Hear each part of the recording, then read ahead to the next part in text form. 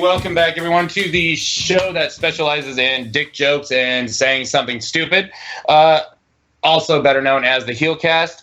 I am your host this week, the RAV Raven Effect, and this is a special show tonight. This is our Slammiversary 15 preview. It's not a normal HeelCast episode like we normally do.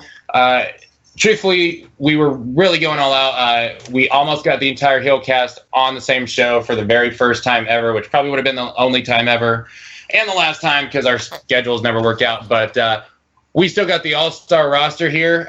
Chef couldn't make it due to work. Hurls at the very last minute had a sick child, couldn't make it in. So we still got the majority of them coming in. And look, let's just get right down to it and introduce the HeelCast panel for the night. First with me, I don't know if I call him like my partner in crime anymore, or just we have that old married couple thing going on anymore. But it's the podcaster formerly known as Brother _. What's up, man? Man, formerly known as a lot of different things. None of them any good, though. How you doing, Raven Effect? I'm good, man. Good. I am like so stoked for this show. It's not even funny, brother. So am I. I'm excited. I'm really excited about one thing more than the other, which we're going to drop here in a sec. Oh yeah, the bomb is going to drop. Give it some time, folks.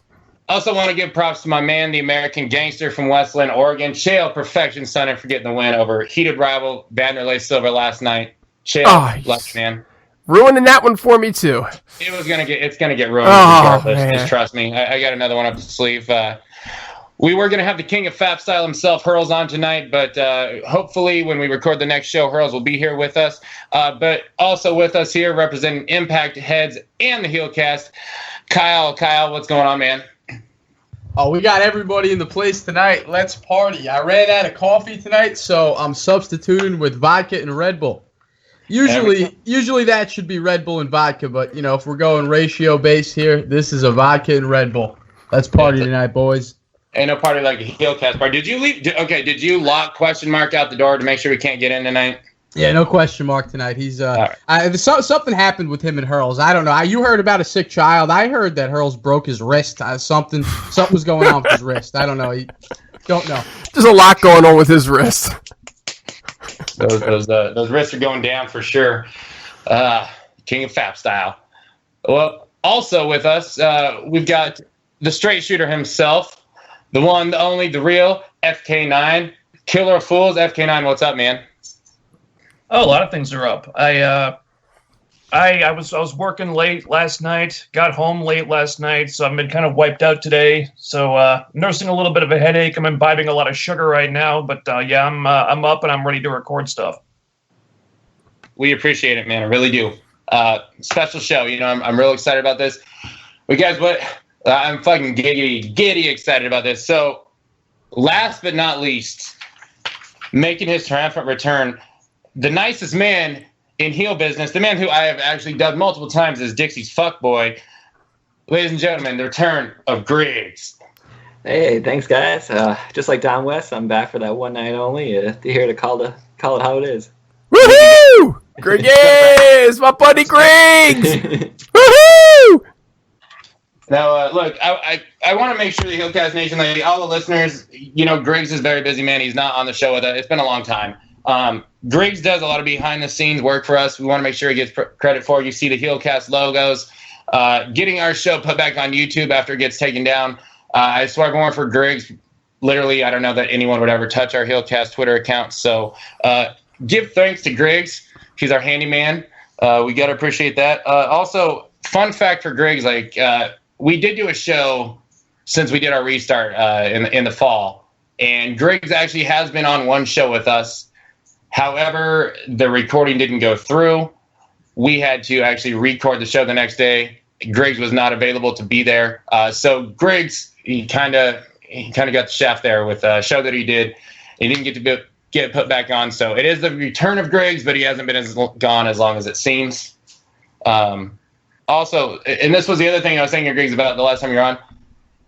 I could be wrong about this, but was the last time that you were on the show that was actually on the air, was that the final deletion episode? God, it could have been. It's been a while, so I can't even remember. And that is right around legitimately 1 year. I was thinking about that earlier, so pretty crazy stuff. But Griggs, we're happy to have you back, man. Thank you for doing the Slammiversary preview with us. Yeah, you're welcome, man. I'm glad to be here with you guys. All right. Let's see, guys. Just real quick, always check out impactasylum.net, safe haven for Impact Wrestling fans. You can always catch FK9 on there for straight shooting. Also, check out Impact Heads at Impact Heads on Twitter, which is Kyle and Chef's show that they're doing now. HeelCast listeners, be sure to follow FK9. Be sure to follow Impact Heads. Honestly, all FK9's listeners come follow us too if they want to. But check us out there. Also, so the HeelCast schedule, we're doing the Slammiversary preview show. Tomorrow, hopefully, we're going to record a normal HeelCast.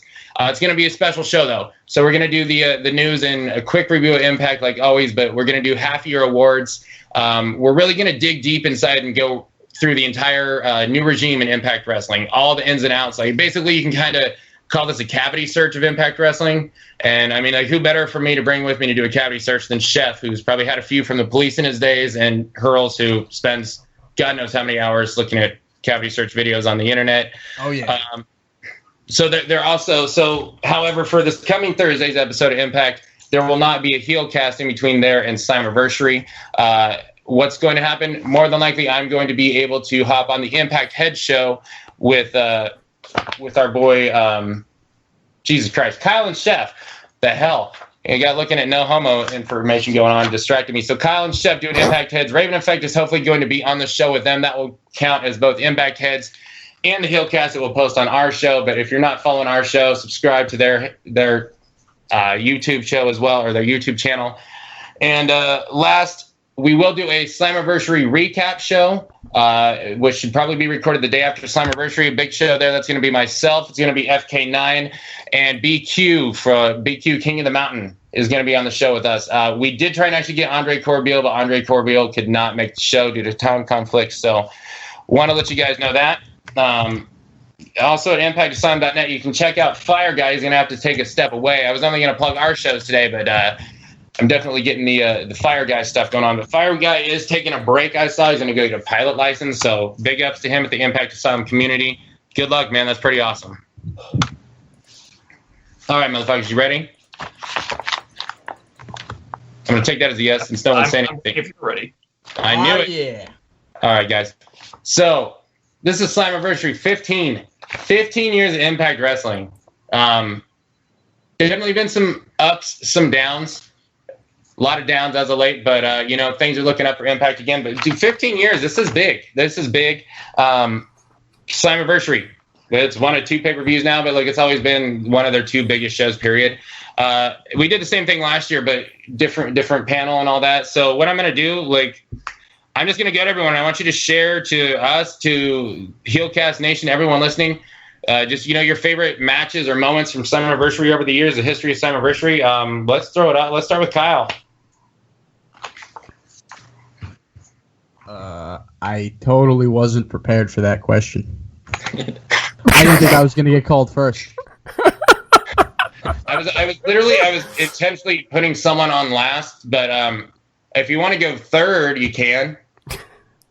That's a lot to think, man. I got to think back to a lot of pay-per-views. Rave, I'll step up. All right, let's go to Griggs, FK9, and then I'll go. Then Kyle can maybe rewatch his memory, and then we'll go to Slacker Brother _ Weed. All right, well, I would have to say Slammiversary 7, I believe it was, the King of the Mountain X Division match. I'm a big X Division mark, so I think it was Suicide, Jay Lethal, Consequence of Creed, Chris Sabin, and Alex Shelley. I mean, they tore it down. They basically showed what the X Division was supposed to be and what it is.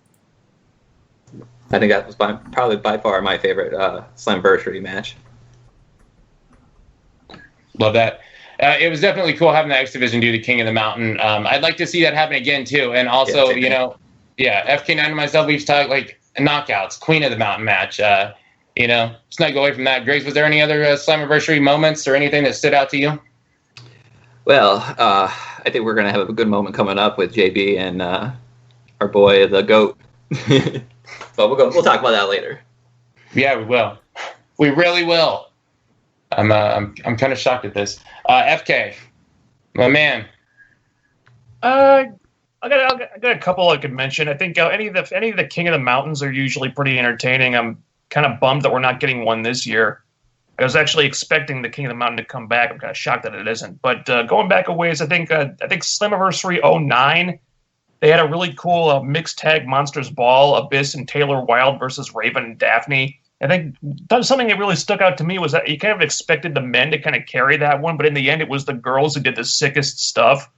So that one really stood out to me. I think Gail versus Brooke for the Knockouts Championship. I think it's Slammiversary 10, was it?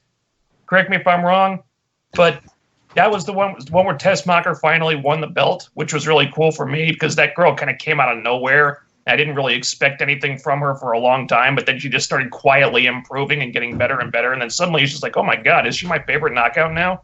How did that happen? Then she won the belt from Gail Kim, which actually had Gail putting over one of the newer girls, which almost never happens. Yeah, they fucked up her title reign later on, but to have that happen and to have the match be as good as it was really cool. I really loved that one. And also, Gail versus Taryn Terrell. No comment necessary. Absolutely not. Was there any more you wanted to share, FK, before I go ahead and yak it up here? No, I think what was that, 3 or 4? No, that's enough. All right. All right, so I'll say enough that maybe Kyle can get some ideas too here. Remember with that weed wash brain, FK, the THC sludge in my brain is boiling. We're digging up memories, man. I got one. I think I got one. The light bulb's flickering a little bit. All right. I'm such a dirty Impact mark that I can't pick one. But if I'm gonna give you one match off the top of my head, and plus just like I have some attachment to the night, all my friends were over. It was a great time, great pay-per-view. We're going to have to go back to the first Slammiversary, 2005. I probably stole yours. Your name is Raven. You did steal the next one I was about to say. Dirty bastard. I'm a dirty bastard. But that's it, man. I got to give it to that match. I grew up worshiping Raven, probably like you did. And that match, man, that's a big one right there. I can't really tell you, looking back, how great the actual match was, but it was about the ending. And that to me, number one, greatest Slammiversary moment of all time. Yeah, that's a tough one. That's on my list here too. 2005, the match itself, I mean, it wasn't spectacular, but yeah, same as you. The moment there. I'm a big Raven fan. He's not my favorite of all time, but I'm a big Raven guy. I always have been since the ECW days. That was big for me. 2009, I think back like the Beer Money and Team 3D, the big chapter in all those great matches that was like the epitome of one of the best rivalries in tag team wrestling and TNA at the time. And I mean, TNA back then, like the tag team wrestling in TNA was one of the best divisions of all time for most of its existence. And that stood out. Like 2010, I mean, not necessarily the match itself, but Rob Van Dam versus Sting. For the very, very, very first time in the company that I'm about, two absolute legends. One of the biggest icons ever in Sting against, possibly the best talent that ECW ever had in Rob Van Dam. Also, like Kurt Angle made his return that pay-per-view, and that was when he was saying he was going to go through the top 10 challengers to get back to the world title. He started off against Kazarian. Kaz was getting a big push, at least from the previous regime, so it still came off big. It was a good match. That was just something that stood out. And then you look at 2012, AJ and Angle together against Bad Influence was a fantastic match, but the opener, the Austin Aries versus Samoa Joe match, X Division, just insane. 2013, of course, Taryn Terrell shocking the world. In 2014, nothing really great about the pay-per-view, but literally if this pay-per-view wouldn't have happened and been the way that it was, I was going to quit watching Impact Wrestling. I was literally at the verge of being done. And like I put out like a 25-page article on TNASOM.com or .net a couple days prior, just about how disgusted I was in the product. And so that really saved my fandom. 2015, I mean, good God, the fucking tapings happened before the show. But with all those terrible odds, like James Storm and Magnus, what was their last night in the company at the time, just an absolute classic. It was also, I'm a huge Austin Aries fan. It was Aries' also his last night as a full active member of the roster. I finally got to see him and Davey in TNA. Would have been an absolute classic if the finish wasn't so kind of lame, but still a fantastic match. And just I want to give props to last year, guys. That was like the best wrestling pay-per-view I've seen in a long time. and he taken into the fact that there was that tragic shooting the night before. And then we find out that the pay-per-view literally almost didn't go off, period. And all the stuff that was going on behind the scenes, the X Division match, EC3 and Bennett, Jeff against Matt, DK versus Bromance, putting on a great match in like the worst spot possible. And then, of course, the instant classic, the Drew Galloway and Bobby Lashley match, which I just still can't get over with. So there's quite a few for you guys. Brother underscore, you got some ideas going for you? Well, you never even affect. The great thing about following you is you pretty much will find every good match that was ever there and nail them all for me. And Kyle, the difference between you and I, buddy, is I knew I wasn't going to have time to do my homework, so I asked to go last. See how that works? Anyway, the very first match that came to my mind immediately when I saw this question, Gale and Taryn Terrell. I mean, you want to talk about setting the bar and then resetting the bar. That match was an absolute instant classic. It's a match you could just watch over and over and over again and never get tired of. It set the bar. We watched Rosemary and Jade do some great things after it, but everything that Rosemary and Jay did was because the bar that was set by Gale and Taryn, and it just makes you wonder what the Knockouts division could be like if you'd have had Gale, Taryn, Rosemary, and Jade all tearing it up at the same time, guys. One match that I don't think anybody covered was, I think it was in 2011, AJ Styles and Bully Ray, last man standing match. Was a great match.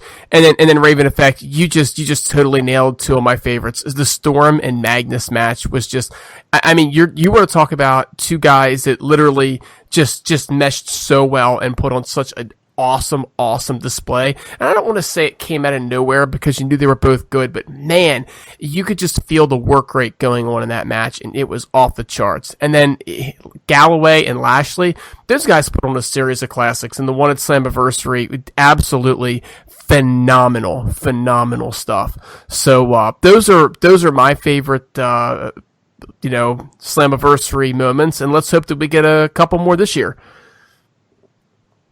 Yeah, absolutely. I absolutely cannot believe that I missed the AJ and Bully Ray. That was amazing match. Also, FK9, like the Brooke Tessmacher beating Gale match. I forgot that was Summer. I actually forgot all about that entirely, but I do remember that and being real happy because I've always really been behind Brooke too, and that was a big thing. Also, it wasn't at Slammiversary, and as much as I dislike the guy, but Bully really making Austin Aries too. He had the Bully match with AJ Styles at Slammiversary, but then also Bully Ray and Austin Aries, man. Those were great.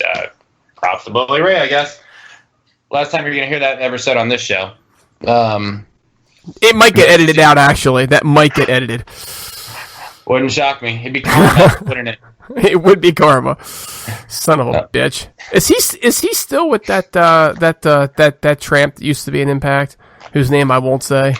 He is. The weird thing about this is the other day I was kind of, so like Gregory Shane Helms or whatever, he started the whole fuck that owl shit, and it's like the dude is just, he's been white trash. And like when you hear, like I've always bitched about the way he talks, but it's like when you like fully hear him talk the way that he naturally is, it's like I can't tell which race you're insulting, like whether you're insulting white trash or like African American people or whatnot, but like the dude is so dumb and so trashy. Like, the only thing that I could really think was, like, I understand why Velvet Sky fucked you. I said we weren't going to say her name. I'm sorry, Velvel. All I'm going to say is that she blocked me on Twitter because I tweeted FK9's article to her and said, hey, you might want to read this. And she said, gee, thanks. And she made some kind of a smarky comment about FK9 being an asshole. And the next thing I know, I thought that we were good. And FK9's like, she blocked you. And I was like, that bitch. So we won't say her name anymore. I don't know if I ever thanked you for tweeting her about that. Because her response just proved that everything I said about her in that article was true. True. Absolutely. No, I was glad to do it, buddy. No thanks required. Hey, don't leave out the dick pics you sent her. Don't just say it was because of the FK9 article. Don't leave out the big detail. Nah, she's keeping them. She's freaking pics, almost married to Bully. Not block him. She's literally almost married to Bully. And she needs some dick pics. She definitely cheats on him. Yeah. Him and the Briscoes actually lost their little triple tag team or whatever to Dalton Castle and the Young Boys. Not gonna mention any names, but someone I know who has been in the business from like the 70s, who like sucks ROH's dick all the time, was like, Dalton Castle finally has a championship. Really? Instead of the young boys, and they went over Bully Ray and really. So yeah. I'm on that ROH train right now, and I'm kind of appalled. And the other thing, like since you're bringing up blocked, I actually kind of dinked around on Twitter the past couple nights. I'm surprised at all the Impact wrestlers that have actually blocked me. I don't know why Tyrus has blocked me. Grado, I understood. The GOAT himself has blocked me, but there was a couple I was kind of like, oh, wow. I didn't realize so many people hated me from the tweets I used to put out on HeelCast. Just advertising you guys, for fuck's sake, trying to get listeners. But we still celebrate this company. It's 15th birthday. We love you, Impact. Am I right? That's right. Yeah. Yeah, let's and if Impact threw the belt on Cody Rhodes, the internet would be shitting on it.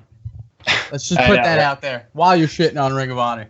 If Impact did that when Cody was here, nobody would be cool with that. But think of it this way. Christopher Daniels is like older than dirt at this point. I love Christopher Daniels. Like I was so happy he won that title. I'm not even gonna lie, but they got nobody. They got nobody, man. So hey, whatever, you know.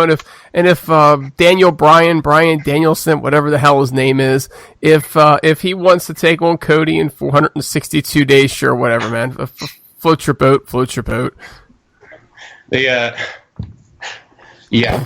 Who's surprised that the Bullet Club member is now the ROH champion? Like, who'd have thought that Bullet Club and New Japan would go over ROH talent? It cracked me up. But fun story here, guys. This was actually a suggestion from because you talk about 462 days. We may see Bryan Danielson return to Ring of Honor.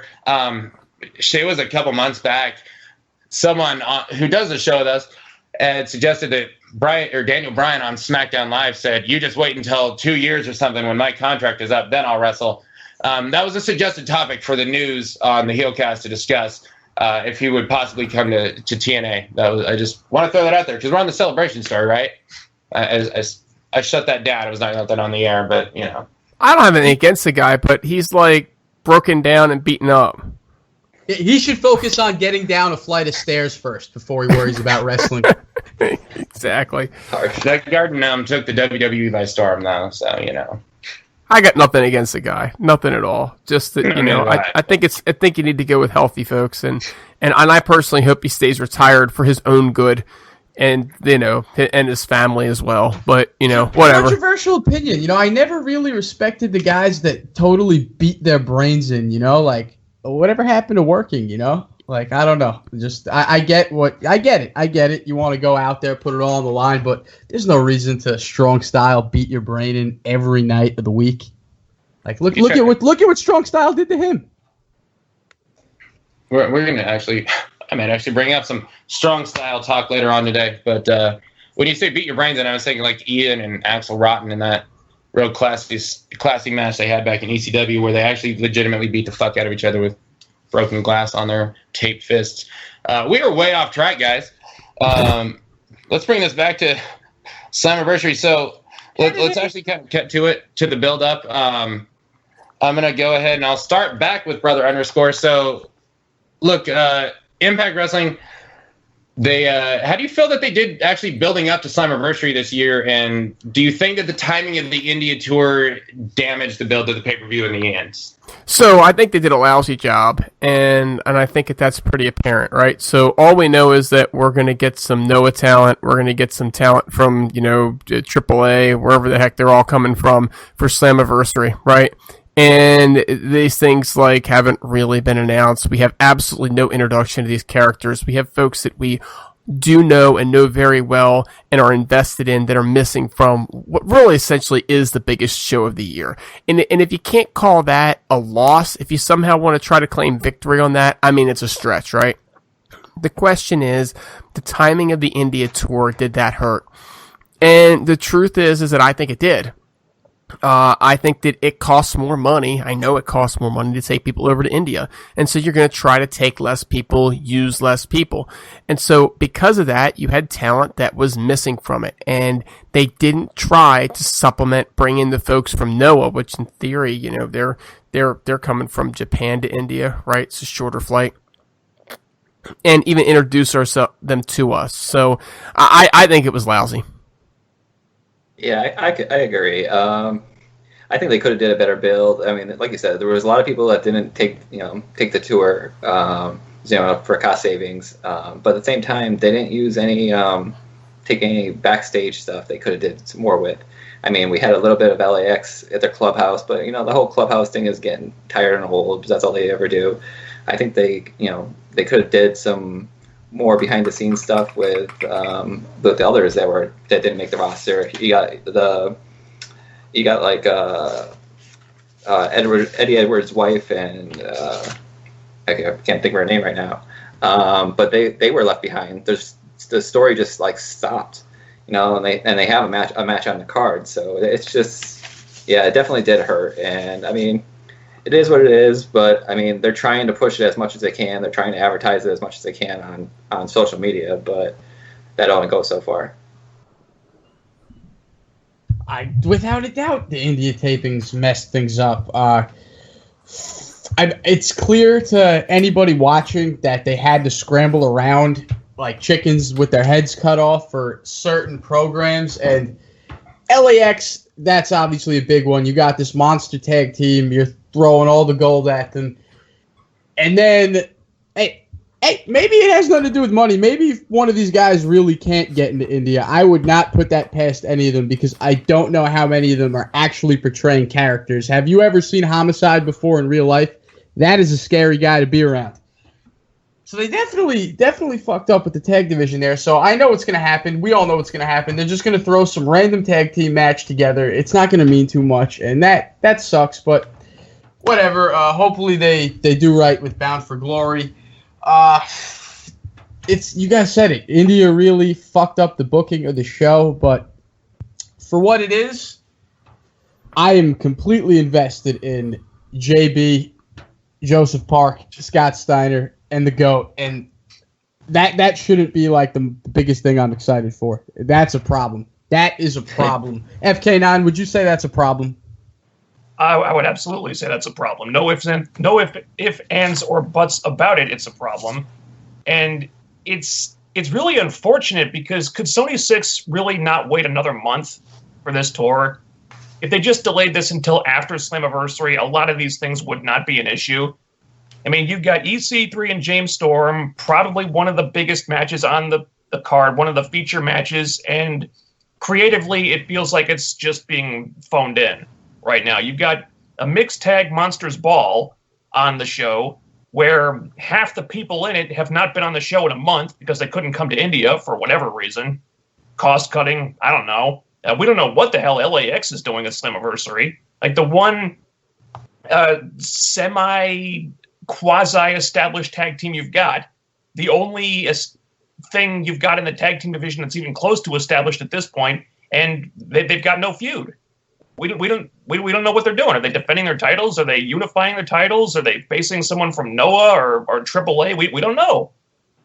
So, yeah, the India tour did kind of fuck things up because the focus has been on just playing up to Sony 6 and pandering to the Indian fans. And yeah, I know that's important, but Slammiversary is also important, and the hype for Slammiversary has been impacted, no pun intended, in a negative way because of these tapings happening when they're happening.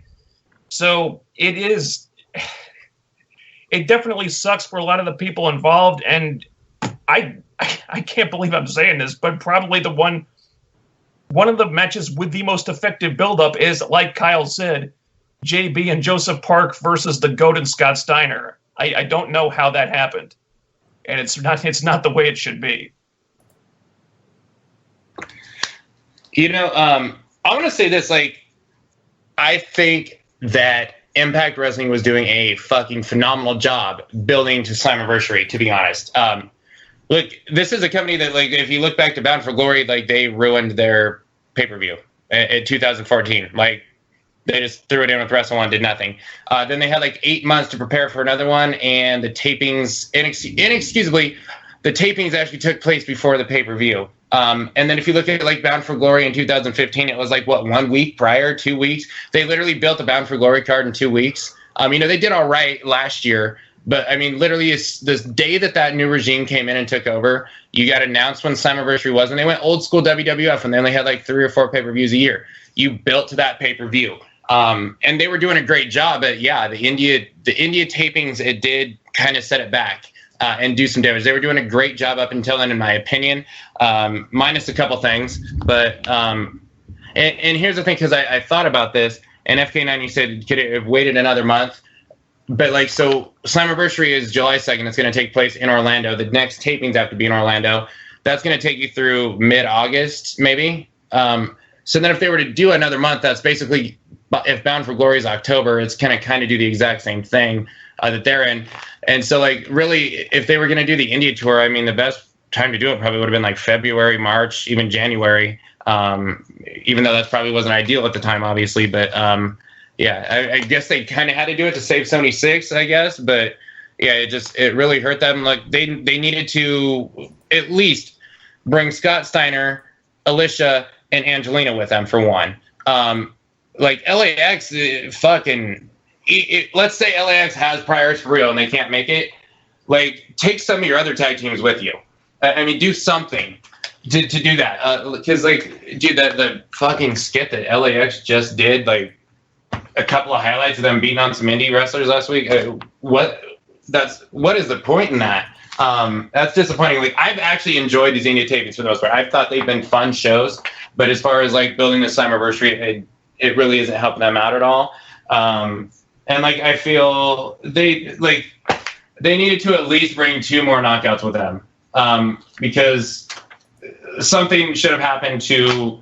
There should be 2 other girls to like put over Rosemary or Sienna or Laurel heading into the show, so we don't have what happened at the last show happen, and Rosemary eats a pin for the first time, and like, since she's been with Impact Wrestling, it's in like 4 minutes, and that just it did them no benefit there. But honestly, this is the best TNA Impact Wrestling has built to a pay-per-view in years and years and years.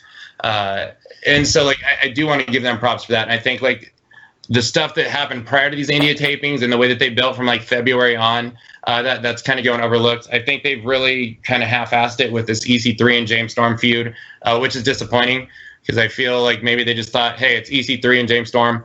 It's going to turn out money regardless, and we don't have to work too hard with it. But it's not as good as it should be. But anyone have anything they need to add? You know, after that whole conversation we just had there, guys, it kind of bugged me out because I'm thinking in my head, it sucks that they had shit to deal with and a lot of things got messed up because of all the shit they had to deal with India, blah, blah, blah, everything we just talked about. And it's really unfortunate because I'm thinking in my head, almost the past 3 to 4 years, I said, oh, well, Big's coming in, Russo's out, they're transitioning, new people coming in. Same story, Billy Corgan's coming in, oh, they're transitioning, you know, just give them some time, they're transitioning. And now, what do you know? Anthem's in. They're transitioning. When is the company just going to be settled and everything's going to be all right and we don't have to worry about so much shit? Because it seems like there's always shit. But I'll give them the credit that for everything they had to deal with, they put it together quite well. And they're definitely going, they're pulling out all the stops as far as publicity stunts go. They're pulling the Trump card. They're pulling the football player card. They're doing everything they can to make up for their shortcomings. But just like we've all broken down, there are shortcomings that need to be addressed. They definitely get fucked up at certain points. Yeah, you're right, Kyle. And to be honest, this is a discussion that's actually going to take place tomorrow on the HeelCast. So listeners, tune in. It's going to be exciting. It's going to be really in-depth shit. So like some other stuff, guys, we do know that, so Don West is making his return and Robert Flores. I actually actually seen the guy's picture. I do remember seeing him on ESPN. Not really going to talk much about this, but so there is a question, like if the Pope is going to be there or not. Like one would have always assumed that Pope would be there until, you know, that announcement about Don West and Robert Flores commentating the show came out. Count had actually said on our Impact Asylum HeelCast page during the thread that Pope said he would be at Slammiversary. Unfortunately, so they apparently word is that they were in discussions with Mike Tenay to call the show, but it didn't work out.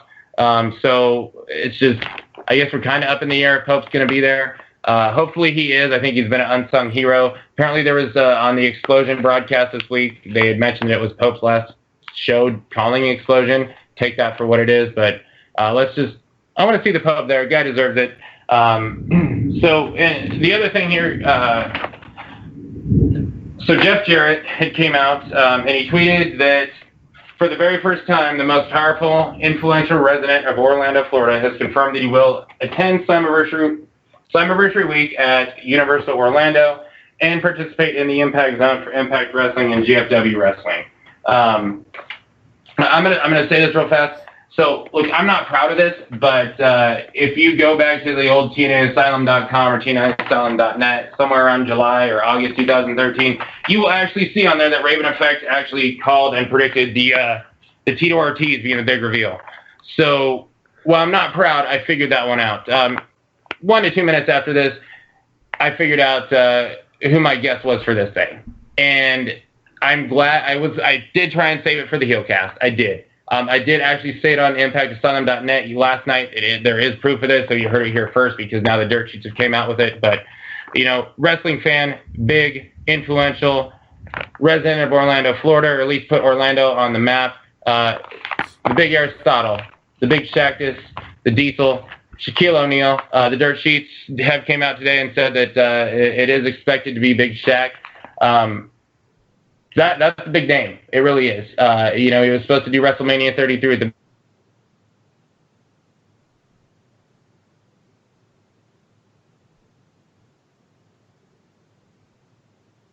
Did we just lose Raven Effect? I think we lost Raven Effect.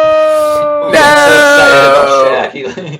I heard the black cloud of Impact Wrestling as he was speaking. When he said Jeff Jarrett, you heard the lightning strike in the background. Did anybody else catch that? See, I think what happened was he got so excited, right? He got off and he blacked right out, man. Man. He's gone. He's gone. Oh, this son of a bitch. So what do you guys think about this whole potential, Shaq thing in Impact? I'm cool with it if Charles Barkley is coming along with him and they set up a tag match, Shaq and his guy versus Barkley and his guy. That's some good programming right there.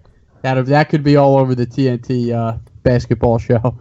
See, when he said the Big Diesel, I'm like, oh, Jesus Christ, man. Don't you even say anything at all about Kevin Nash. By the way, Raven Effect is claiming that he did indeed have a power surge. So I think you might be right about that one, Kyle. There's no Dixie for Nash to fuck anymore, so he ain't coming by. Oh, Jesus Christ. Oh, Jesus Christ. So anybody else got anything on Shaq? You guys think this is going to be a big thing, a little thing? I mean, they got to announce it in order for it to help, right? Yeah, they have to advertise it. If they're going to wait till the end, it's not even worth it. I don't know. I just think it's a pretty hilarious coup that Shaq bails on WrestleMania and then shows up at Slammiversary. Yeah, exactly. It's kind of funny. You got to expect that there's going to be a few barbs thrown at WWE's direction. Was it ever advertised for WWE that was going to happen, or was it just on the internet? No, he was in the Royal Rumble. They set it up. They had Shaq do the Royal Rumble, and him and Big Show had a face off, and then they kind of hyped it through TMZ and alternate media outlets. They never really put it on TV, and then somewhere a few months before WrestleMania or something, they lightly went over it on Raw somehow. I don't remember. Who can remember that much about Raw? But they hinted at it a few times. They had them tweet each other, but they never pulled the trigger on it, and then it just never happened. Apparently, Shaq couldn't get in shape. That was the story. Could you imagine Shaq and Moose as a tag team? I mean, forget D'Angelo Williams. Sit him to the side for a minute. That'd be one badass tag team, guys. Hold on a second. Raven's calling me. Raven, you're on speakerphone. Oh, God. Yeah, hey, I'm getting back on. You guys should call me back. I had a power surge from the storm it might happen. All right, call him back. Call him All right, you're calling back now. Do we have to call him back, or could we just say, screw it? By the way, he's not actually showing us online, just in case y'all are wondering. I think Hurls is online. Let's try to call Hurls. Let's see what he's up to. Let's interrupt his family time. I'm gonna have to tell the knucklehead that he needs to get online if he wants to be dialed back in. Jeez. Folks, this is Raven Effect for you. Every single show, Dude is like the hardest person on the planet to actually get on the show. It's freaking insane. So look, guys, we are a little premature, but we do need to keep the show moving, even without Raven Effect. There'll likely be there's likely to be 1 or 2 matches added to this card. But so far we got 7 matches announced, and there's actually been talk of bringing back a pre-show. And so here's what likely to be on the card, not announced yet. We're thinking that LAX could be defending their tag team titles, right? This makes sense. FK9, throw it out to you first, buddy. Who do you think that they may take on? Best guess is that this whole angle of them going to indie federations and winning their tag titles is probably going to lead to something. Like maybe that'll lead to one of these talents from Mexico or Japan, like Noah AAA, whatever that Jarrett was talking about bringing in. One of those people, 2 of those people will probably show up and set up some kind of match there. Either way, we're looking at a match with little to no build up at all. So it's kind of hard to get excited about it.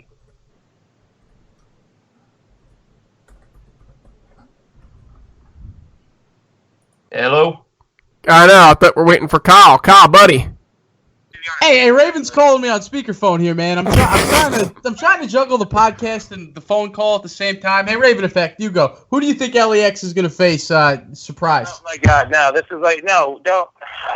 You're on the air, bro. You're on the air, Raven Effect. We'll get him on the show. I got like a big thing on there. Oh, we're ruining the show. We're not ruining nothing, man. You got dumped off the call. Get back in the party. 5 fucking minutes. I'm trying to fucking recheck my goddamn internet connection. Just fucking give me a minute. Don't Dude, be I told you the cocaine wasn't that important. I told you the cocaine wasn't that important, man. We got a show to do. Griggs, buddy, go with it, buddy. Go with it. What was that important? Oh boy. Oh boy. Hey, Griggs, man, what you got? Who do you think they might take on? Griggs, did you have power surge too? Hey, whose show do you think is more unorganized? Slammiversary or our podcast? I had it on mute. Our podcast's supposed to win that one, though, Kyle. Welcome to the HeelCast, ladies and gents. Yeah, I think Reno Scum's probably going to come back because they were saying they're healthy on Twitter, so we'll probably see them coming up. Probably like 4-way match or something like that. It's just going to be a filler match, I think. You know, me personally, I was kind of leaning towards the Flying Elvises, but that might not go down, so I'm thinking the scumbag of the Kings of Oi Oi Oi. That's a good call there, Griggs. I'm with Griggs. I want to see that. I want to see Reno Scum come back. They suffered a tough loss, but it's time for them to avenge that, and yeah, I'm going with Reno Scum. And how about we finally get Christina Von Eerie in the same show with Reno Scum and actually acting as their valet? I mean, you know this is what they've wanted the whole time, right? I'm not sure they're going to be ready. I mean, that seemed like a pretty nasty injury, but that would be awesome. I truly believe that we're going to have the Japanese and Mexican talents that fit in the equation here. This is really the best place to put them in. Because otherwise, how do you introduce them instead of in a multi-way match? And again, LAX has been missing from the tapings. We talked about this before. So in my mind, this is probably the biggest thing. Now, Kyle, I got a question for you. Do you have Raven Effect on the line? You know, man, I'm trying here. Pull him up. Pull him up on the line. Let's get him on the line while he's dialing in. So you want me to call him back? Or have him, I'm going to have him call you. Maybe you call him. He calls you. We're calling Raven Effect right now. We're gonna. Oh, here we go. Let's get him back on the line. Here we go.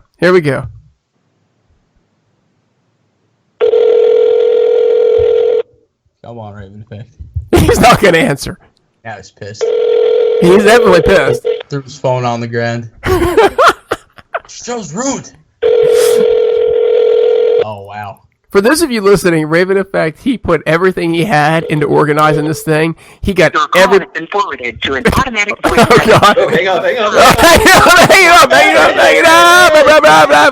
up. Don't need to have real names added here. Raven Effect put everything he had into doing this show, from pumping it up, to getting us all on the show, to absolutely doing the itinerary, everything. And apparently, like an annoying girlfriend sending us essays at 4 o'clock in the morning. I'm trying to sleep. This guy Raven Effect is hitting me with like 3 pagers. And the funny thing is he's actually saying that he's acting like the annoying girlfriend. And apparently he's got some surprise potential teams from the roster that he's going to throw out. And he wants to see our reactions on whether we'd rather see Noah, AAA, or Crash teams with these options. So here's the thing, guys. Oh, wait a minute. Who just joined? Somebody beeped in. All right, hold on 1 second. Let me go grab my headset. I'll be right back, okay? Oh, Jesus Christ. He can't even keep his... Round of applause, everybody. Round of applause for Raven Effect. So here we are. We're trying to dial the guy in, and what's he doing? He's going to get his headset, right? Probably giving it to himself. Cocaine wasn't that important. Oh, Jesus Christ! Let me get my headset. We're trying to hold on for him. Another fucking computer, and then the goddamn thing doesn't work. We got a tone on my laptop. Hold on. Look, Raven Effect. I told you, man. America's Online, Windows 98. It's time to move on. I know it's a great system, but it's time to move on, bro. Raven Effect. Flat out, the HeelCasters, they want to know what these surprise potential teams are. You didn't put it in the itinerary. Here. Let me fix my. You are here. Let me fix my fucking headset thing here so it'll goddamn work. I'm not in a good mood. We're recording right now. We can hear you fine. I know we're recording right now. I know it. What the fuck, man? Oh, God, I'm going to pee myself pretty soon. Raven Effect's real happy. Fuck Mother Nature. It's fucking summer. The fuck is that goddamn fucking storm? FK9 says maybe Shark Boy and what was that? Bully Ray? D-Ray 3000. D-Ray 3000. D-Ray 3000 is dope. Alright. Anybody with Shark Boy's dope. Maybe Hogan and Shark Boy, because Hogan always says he sees him coming up the coast. Oh my god. Fucking piece of shit. Ooh, sure? Dude, why don't you just give us your surprise tag team so we can go to somebody else? I get my goddamn headset to work, but I won't fucking take it in. I'm sick of this fucking laptop. I'm trying to get the headset to work, and all I can hear are That 70s Show commercials playing over and over. I'm fucking curious. Dude, who are you? What the fuck is this thing doing? My god, dude. Dude, you know if you just throw out those potential teams, somebody else could talk, and Just all the time in the world. up. Simon Diamond and Triton. It's gonna be Al Snow in the Green Lantern.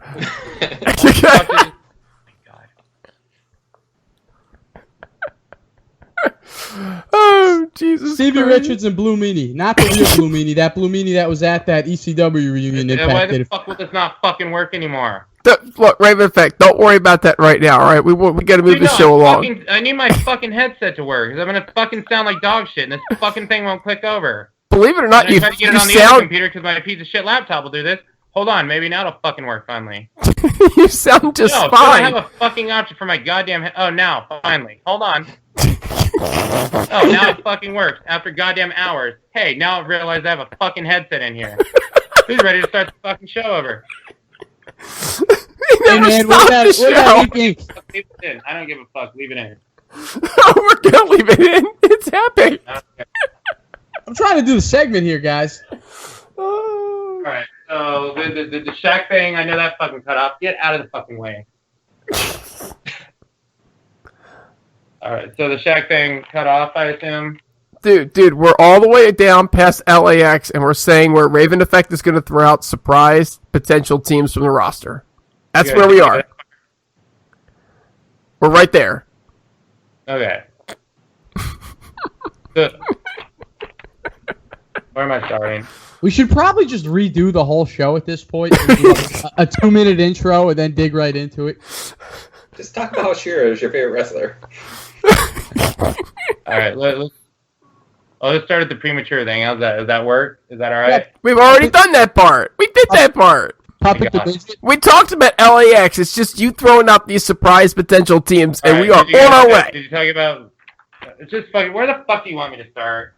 The surprise potential teams. Give me fucking 30 seconds. Jesus Christ, HeelCast Nation is waiting. Shark Boy and Chef. If they can't get New Jack, I'm sure Shaq could do it. So, I think so. That would be awesome, Shark Boy and Shaq. And I suggested Shark Boy and D-Raid 3000, and now he has to come up with some other ideas. See, folks, in case you're wondering, Pull some this more is how. tag teams out of his ass. In the next 30 seconds. In case y'all are wondering, this is why Raven Effect does not do production for any show at all. Okay? Everybody, look, just pause the action in the ring. I need 30 seconds. We should count the F-bombs in those, 2 minutes. He's crapping. I think he might have been healed. Do. Oh, Measurement Damager with Christy Hemme. we could have, Christy Hemme and Taryn Terrell, and we could have Madison Rain. We could have, all the moms kick in. All right, are you ready, Raven Effect? Yes, I am. All right, great. Rebby and her lips. All right, guys. Which lips? So I guess I'm back taking over. So I guess you guys have went a little far since Mother Nature decided to butt fuck me today. Maybe HeelCast Nation, fuck it. Heard my little tangent and rant. Sorry, I got a foul mouth. Raven Effect actually does kind of watch his mouth here for the air, but you see the real me sometimes. Look, I don't know what you guys said, but yeah, the LAX match. I assume that they're going to have a match on the card. Maybe just against another team, maybe against 2 other teams, maybe up to 6 teams for 6 sides of the ring. Apparently, you guys already mentioned Veterans of War, Garza Laredo. Am I correct? Yeah, sort of. Yeah, right, sure. Couple times. We named a couple of them. We didn't throw them all out. You guys bet Falaba and Mario Bacaro, they got dropped on there? Yeah. Mentioned, possibly. Yeah, we didn't No one cares figure about them them. too much. Yeah, we weren't worried about them as much. All right. So, I mean, maybe we'll see KM and Congo Kong. Braxton Sutter and Mahabali Shera, I know they teamed up against those 2 one time. I don't know if it was Explosion or on Impact, but that could be an option, I guess, too. So, and then there's the talk about the Noah talent, AAA, maybe Crash, whatever. So, here's what I'm going to do is, so there's some teams on the roster that, I've thought of that maybe come back. And I want to know, for you guys, if you'd rather see this team come back or maybe get some other team from AAA or Noah. Anyone know anything about the Noah talents at all? I would have been nice to have Hurls, because I know he's watched some of this stuff. But anyone here, know anything about the Noah guys? Tag teams or anything? Nah, man, we're all riding blind on that. I think that's our biggest problem with it, right? Nobody knows who the hell they are. Yeah. Right? And I don't know exactly what we're getting with AAA or Crash. I do enjoy Garza and Laredo Kid a lot. I hope they get on the match. So here we go. So here I'm going to throw out some teams that are on the roster. You tell me if you would rather see them or get some random international talent. But first, okay, so here's one that I just want to say on the HeelCast. Don't be too shocked if we see this team. Brother underscore. And I believe it was Chef. I don't know if I tagged Tyler in this on Facebook. I'm not tagging with Chef, all right? Dude, freaking turn around and I get my ass whipped by 2 people, all right? I ain't tagging with Chef. All right. I'll tag with Hurls, but I'm tagging him on the back. I'm scared of his hands. Tag teaming with Hurls. All right. So, look, a couple weeks ago on Facebook, Impact Wrestling or something, they put out a photo or whatever it was, and I tagged Brother underscore and the Chef in this. Don't be surprised if Inc. is maybe a surprise team in here. Do you remember this, Brother underscore? Sadly, they had literally put out a picture, and it was a new recent photo of Inc. together. Jesse Neal and Shannon Moore. Yeah, but Shannon Moore's a Hardy person. They're a Hardy buddy. Here's the thing. Shannon Moore and Shane Helms are good friends with the Hardys and all that, right? Shannon Moore, I don't know if it's water under the bridge now, but Shannon Moore and his wife actually had a big falling out with the Hardy Party. So maybe as a fuck you to them, they'll take the glorified jobber back with a sweet mohawk. And so that's, I think, maybe it's an insult there. But anyone, would you rather see Inc. or these guys or some random team from over there? You know what? Honestly, I could give a crap less about Inc. Never did. I'm just thinking maybe they were visiting Christina Von Eerie backstage or something. Yeah. I got no use for Inc.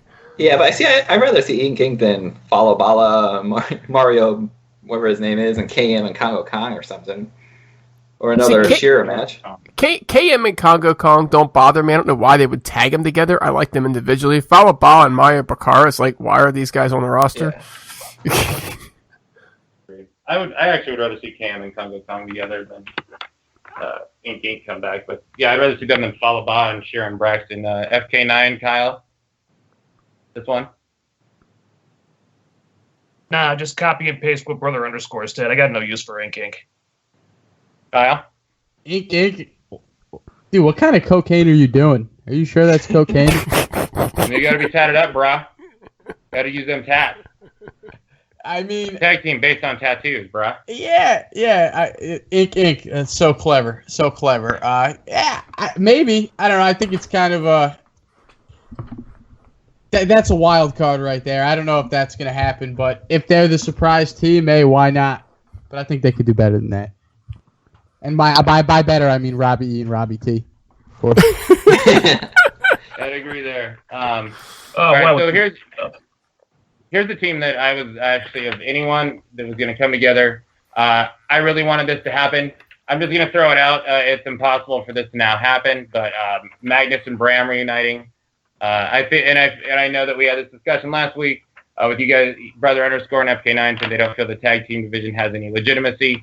I think that these two absolutely would bring legitimacy to it. But obviously with Bram being injured, not going to happen. Would you guys have rather seen these two come back together than some new Noah or Crash talent? I'll take that first. Not at Slammiversary. Let's build them up. Let's show them reforming and getting back together. Let's do some kind of a backstory with it. And without a backstory, it's just a waste. Give them a little backstory. Then do it. They did it for VOW. Why not do it for these two guys? Just clearly have more talent than VOW. Maybe they were both just like, hey, we're not really being used at all. Want to go and form a tag team? Yeah, in British accent. That's what I'd say. I'd like to see it, but I think that's something you need to explain first, given how their falling out happened way back when. They're not two guys that you can just put back together just like that. Now that's something that needs to be explained first. Kind of like Samoa Joe getting kidnapped. I mean, they've done worse, right? And Bram, this time we saw Bram. Wasn't Bram in the back of a car trunk, and he showed back up. I mean, I agree with you completely though, FK9. They need to do something with those guys to at least explain something. Wow, you just blocked the whole DCC thing out of your memory altogether, huh? Don't blame him. Yep. Yeah. Well, that right there is the problem for me. What do you do with Eddie Kingston? I think Eddie Kingston is a hell of a talent. I think he's one of your strongest promo guys on the roster, if not the. But you still haven't pulled the trigger on him. I think him and Bram have great chemistry together. Oh my God! They could be a great tag team. Oh God! Oh, what's going on, man? Oh. Hey, Raven, the fact that mute button thing might help at some point. But, yeah, long story short, sure. Yeah, that could work, but it's clearly not going to happen now with Bram out on the bench.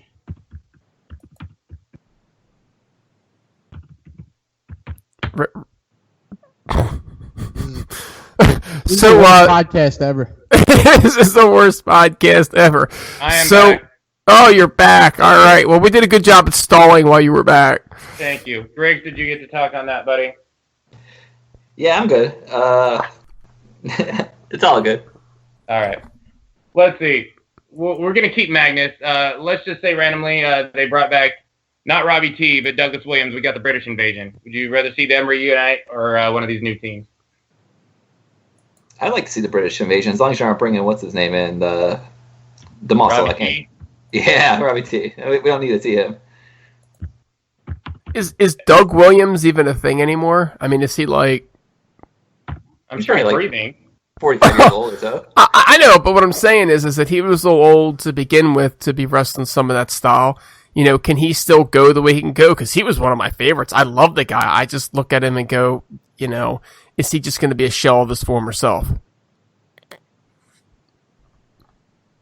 I'm sure he wouldn't be what he used to be, but that's for sure.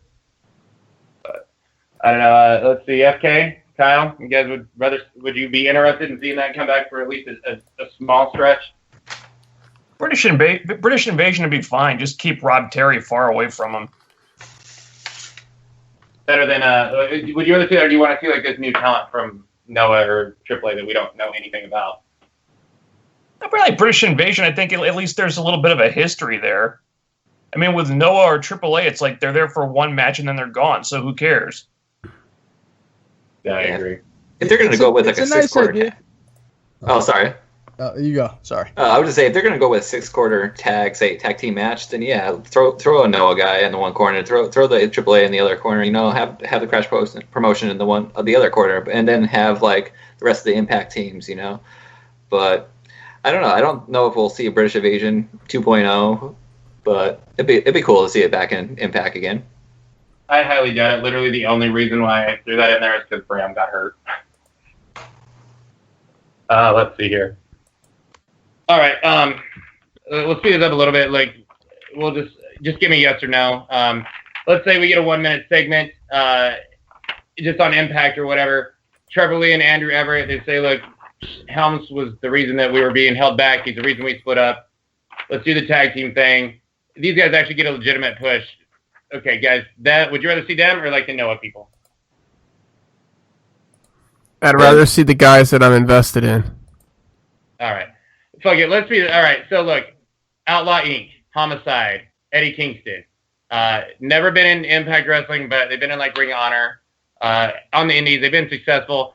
Homicide's not doing shit with LAX. It could be like an actual feud that stems from it. They can give Kingston a second chance.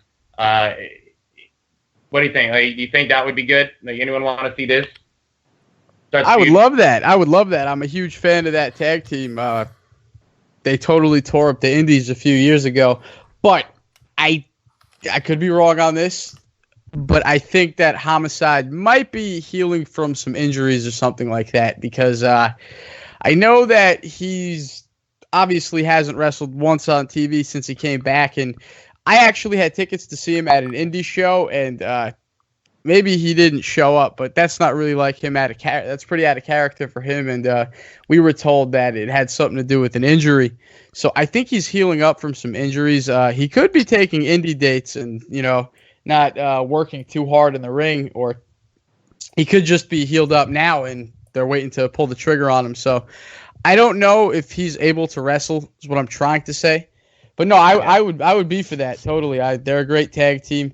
But I don't know if I want any surprises. I think I'd rather see them play with the pieces that are on the board right now.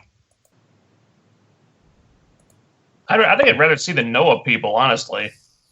Because that's another one that you have to explain first. It's like, well, why is Homicide suddenly splitting from LAX? And why is he suddenly teaming with Kingston? Is Kingston even still on the roster? I don't know. We haven't seen him in months.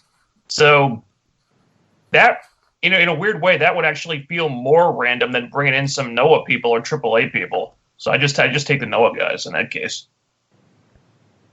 I think they could, if they were to do it, I think they could like explain it the next night or something. Homicide could say he's tired of being held back by Conan, not getting any gigs. He's focusing all his time on the other guys. It feels like Conan betrayed him or whatnot. That's a thing. I think they should at least give Kingston a second chance. I am wondering why Homicide's not being used. Maybe Cal set it up. I think Homicide's a lot better than what he's doing, which is literally nothing. And so look, the last team I want to throw out, I know the FK9 personally is going to prefer these guys over anyone from Noah or AAA or whatever, but the team that was really taking the last part of 2016 by storm was the team of Robbie E. and Grado. FK9? Fuck you. I know you're in.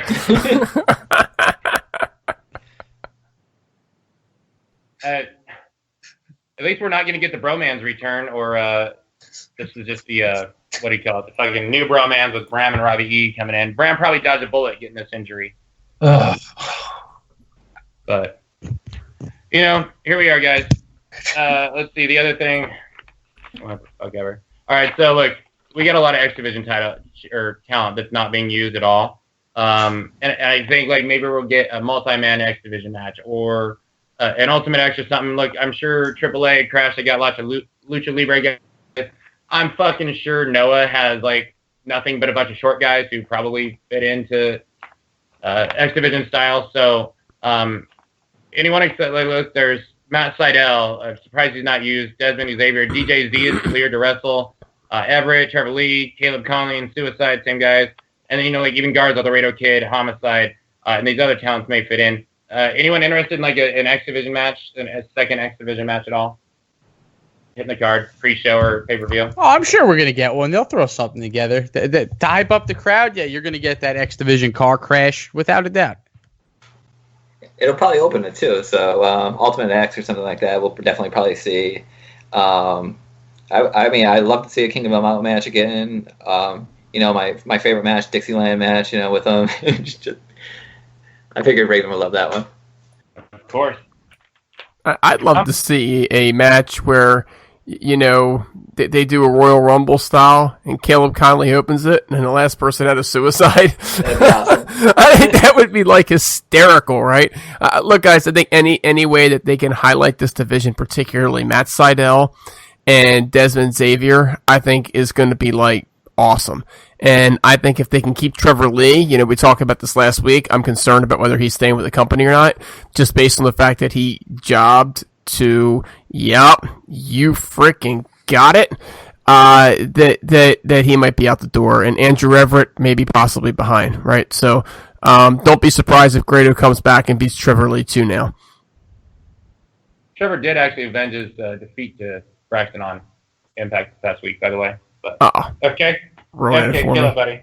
I'm fine with them adding another X Division match because it seems like since they only have 7 matches announced, they may need to fill out the card with something. I prefer something with some kind of storyline support, but if they want to add like a multi-man car wreck, well, that's nothing new. I would prefer it not be an Ultimate X, just because I like there to be a reason when those happen and not just like throw them out there randomly.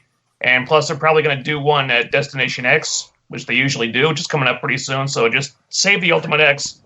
Just throw a bunch of guys in there, let them do their thing. You don't need a gimmick for that.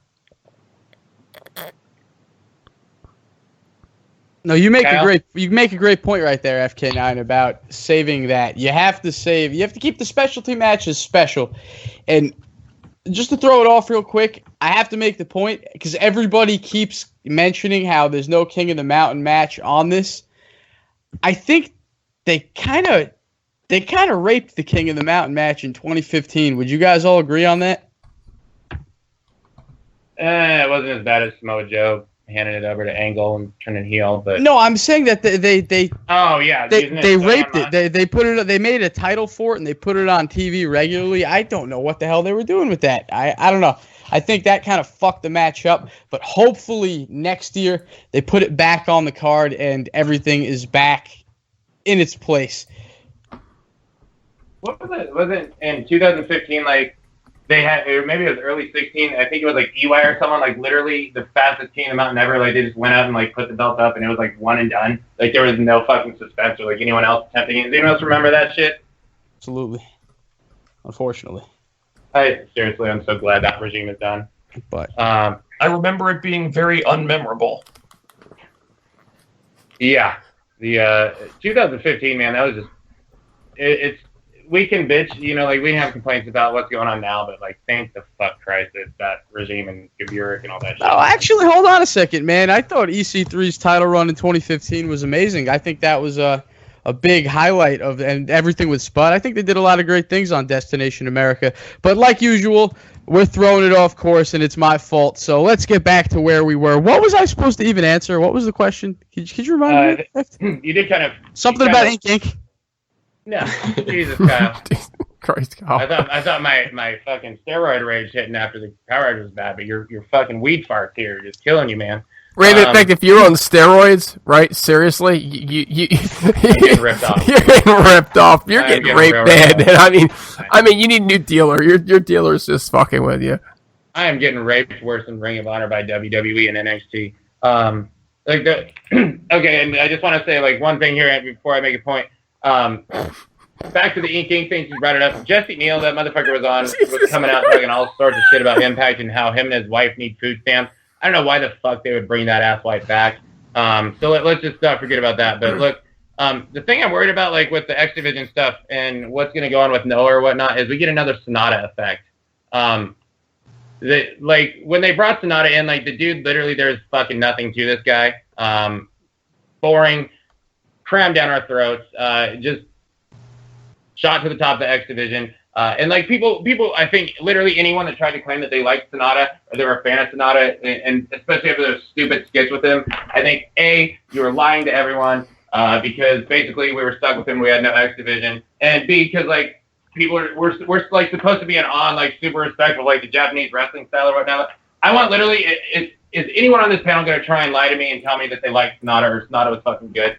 Because like I want this cleared out from all Impact Wrestling fans. I want everyone to just man up and admit Sonata sucked and he was not good. He was great on the spin cycle. Yeah, he was. He was epic on the spin cycle. Please tell me I'm like the only one. And his interactions with Manic, right, when he was joining the Revolution, that shit was hysterical too. Fuck Sonata. Flop. FK9, like, you didn't watch Spin Cycle either, right? Like, please tell me I'm not the only person that didn't waste their time watching Spin Cycle. I watched Spin Cycle when Robbie E was not on the panel. All right. FK9, can Both you of them. admit Sonata sucks? There's nothing to Sonata. I thought he was an outright wrestler. That's about all he was. Him, literally, the 2 out of 3 falls match with Aries and him beating Aries 2 falls in a row. Like, John Gaburek, I'm so glad you're gone. Fuck you. I don't want to. Asian guy. He's I don't from wanna Japan. He's an Asian guy. That's all it was. The reason that we got on this topic is Sonata Brothers underscore is because like the Noah and the AAA guys, there's probably going to be some that enter the X division, and I don't want to see another Sonata. And look, we don't need that again. We really don't. There was nothing to that guy, and he was taking up all the X division talent. Like he was getting all the push in the X division, and it was just bullshit. And that's what I'm afraid of with these guys. Like the other thing, like maybe we'll get like a Gauntlet Battle Royal or something like that. You can throw the X division guys in there, but I mean, like, there's Magnus, there's Matt Morgan, Braxton Sutter, Shira, KM, Congo, Tyrus, Rocket, Rockstar Spud, maybe, and then the other 3 guys or other 3 promotions guys. I honestly did. I thought maybe there may be like a knockout match available. But I looked at the knockouts roster that I thought was just deep and kind of stacked, and it is far from it. I don't think there's any knockouts match that can really come out of there. So look, we've got those options: tag team, X division, Gauntlet Battle Royal. Guys, what pre-show and pay-per-view or whatnot? What matches do you want to see out of like the options that we're looking at? Guys, FK9. let me throw something out here real quick before we go to FK9. We all keep talking about what matches Noah and AAA and Crash Stars could be in. What we're forgetting is that they could be used in different ways. They don't have to have matches. They could come in and do run-ins. They could affect the outcomes of matches, and that would be a great way to introduce them in a way to get them heat. So let's just not assume that they're just going to be randomly inserted into matches. Wouldn't shock me. Probably shock me if they weren't, but that's you know what I'm saying. That's something that I wouldn't rule out. I'm not even sure why we're talking about potential pre-show matches when we don't even know what the full card for the actual pay-per-view is going to be yet. I'm just saying, like, that's no joke. We're recording this on Sunday, the 25th. As of this recording, Impact Wrestling has not announced the full card for Slammiversary yet. We got 7 matches. Yeah. Yeah, so they still got some holes to fill. I mean, I'm expecting. We're a week out from their biggest pay-per-view of the year. Yeah, I think it's ridiculous. Still don't know what the full card is. It is bullshit. It is. Basically what I'm saying, like, I expect there's going to be one more match, more than likely for the pay-per-view, and probably one for the pre-show. And I think like, the options, we probably got the tag team and a multi-man X Division match probably be the best options. Anyone disagree? Or would someone just rather see the card as is, 7 matches? That's all I'm saying for this debate. No, of course they're going to throw things in last minute, but it's unfortunate that it's got to be like that. I mean, I think that every pay-per-view there's at least one match that gets thrown in there. But on this one, like FK9 said, they have a couple of holes to fill. Not talking about Hurls. They have a couple of holes to fill. And we'll see what they pull off. Intriguing in its own weird way. Like I'm just gonna say, like, I'm shocked as hell that there's nothing for Magnus or Matt Sydal right now. But like, let's move on to the actual card here, so the show can stop bombing. And like, I'm gonna call all four of you motherfuckers right now. Because, look, here's the thing. When I sent these emails out to everyone, and I said, give me 2 matches that you want to talk about the most, and give me a third one as a backup. Somehow, every single one of you motherfuckers should be ashamed of yourself. I'll say that. Ashamed. Because every one of you literally said that they want to talk about this clusterfuck that is more than likely going to be dead shoe-in for worst match of the night. I even had brother_fan dangling all you guys, sending messages, trying to make shady deals to make sure he got this match on the low. So I'm going to give it to I did. I actually did. I offered to take the Moose match that nobody wanted to talk about if I could get Josh Matthews and Scott Steiner. And I'm still convinced that I was the first one to respond back that I wanted this match. But yes, I did. I am guilty as charged. And damn proud of it.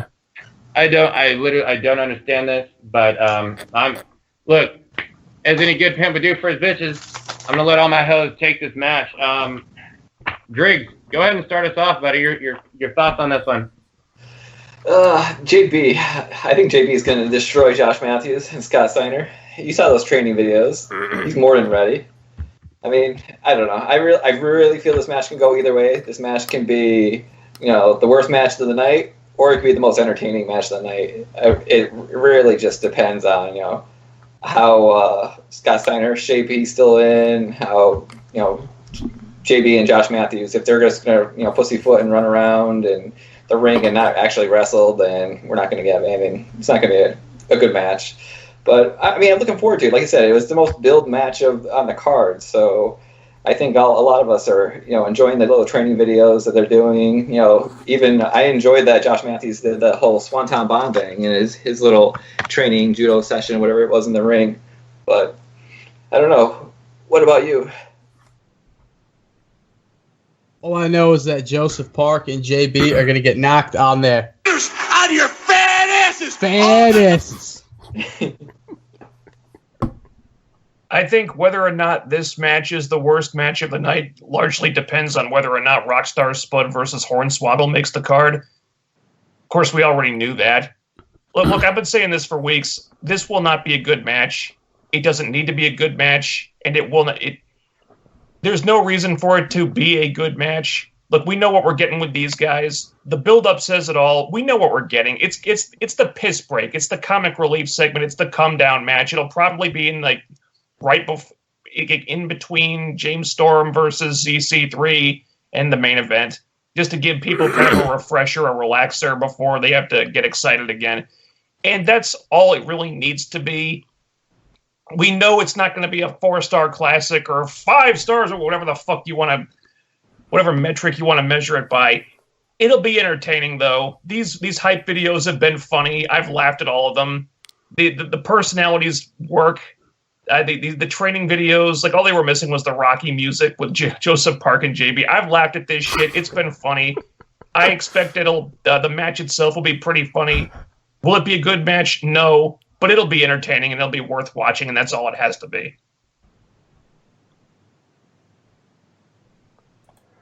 You guys are totally missing the point. This is going to be the match of the flippin' night. And here's why. Because it's going to be fun, okay? You're going to have Josh Matthews, strutting around the ring like he's the greatest thing ever. You're going to have Joseph Park being Joseph Park, the complete freaking bumbling idiot.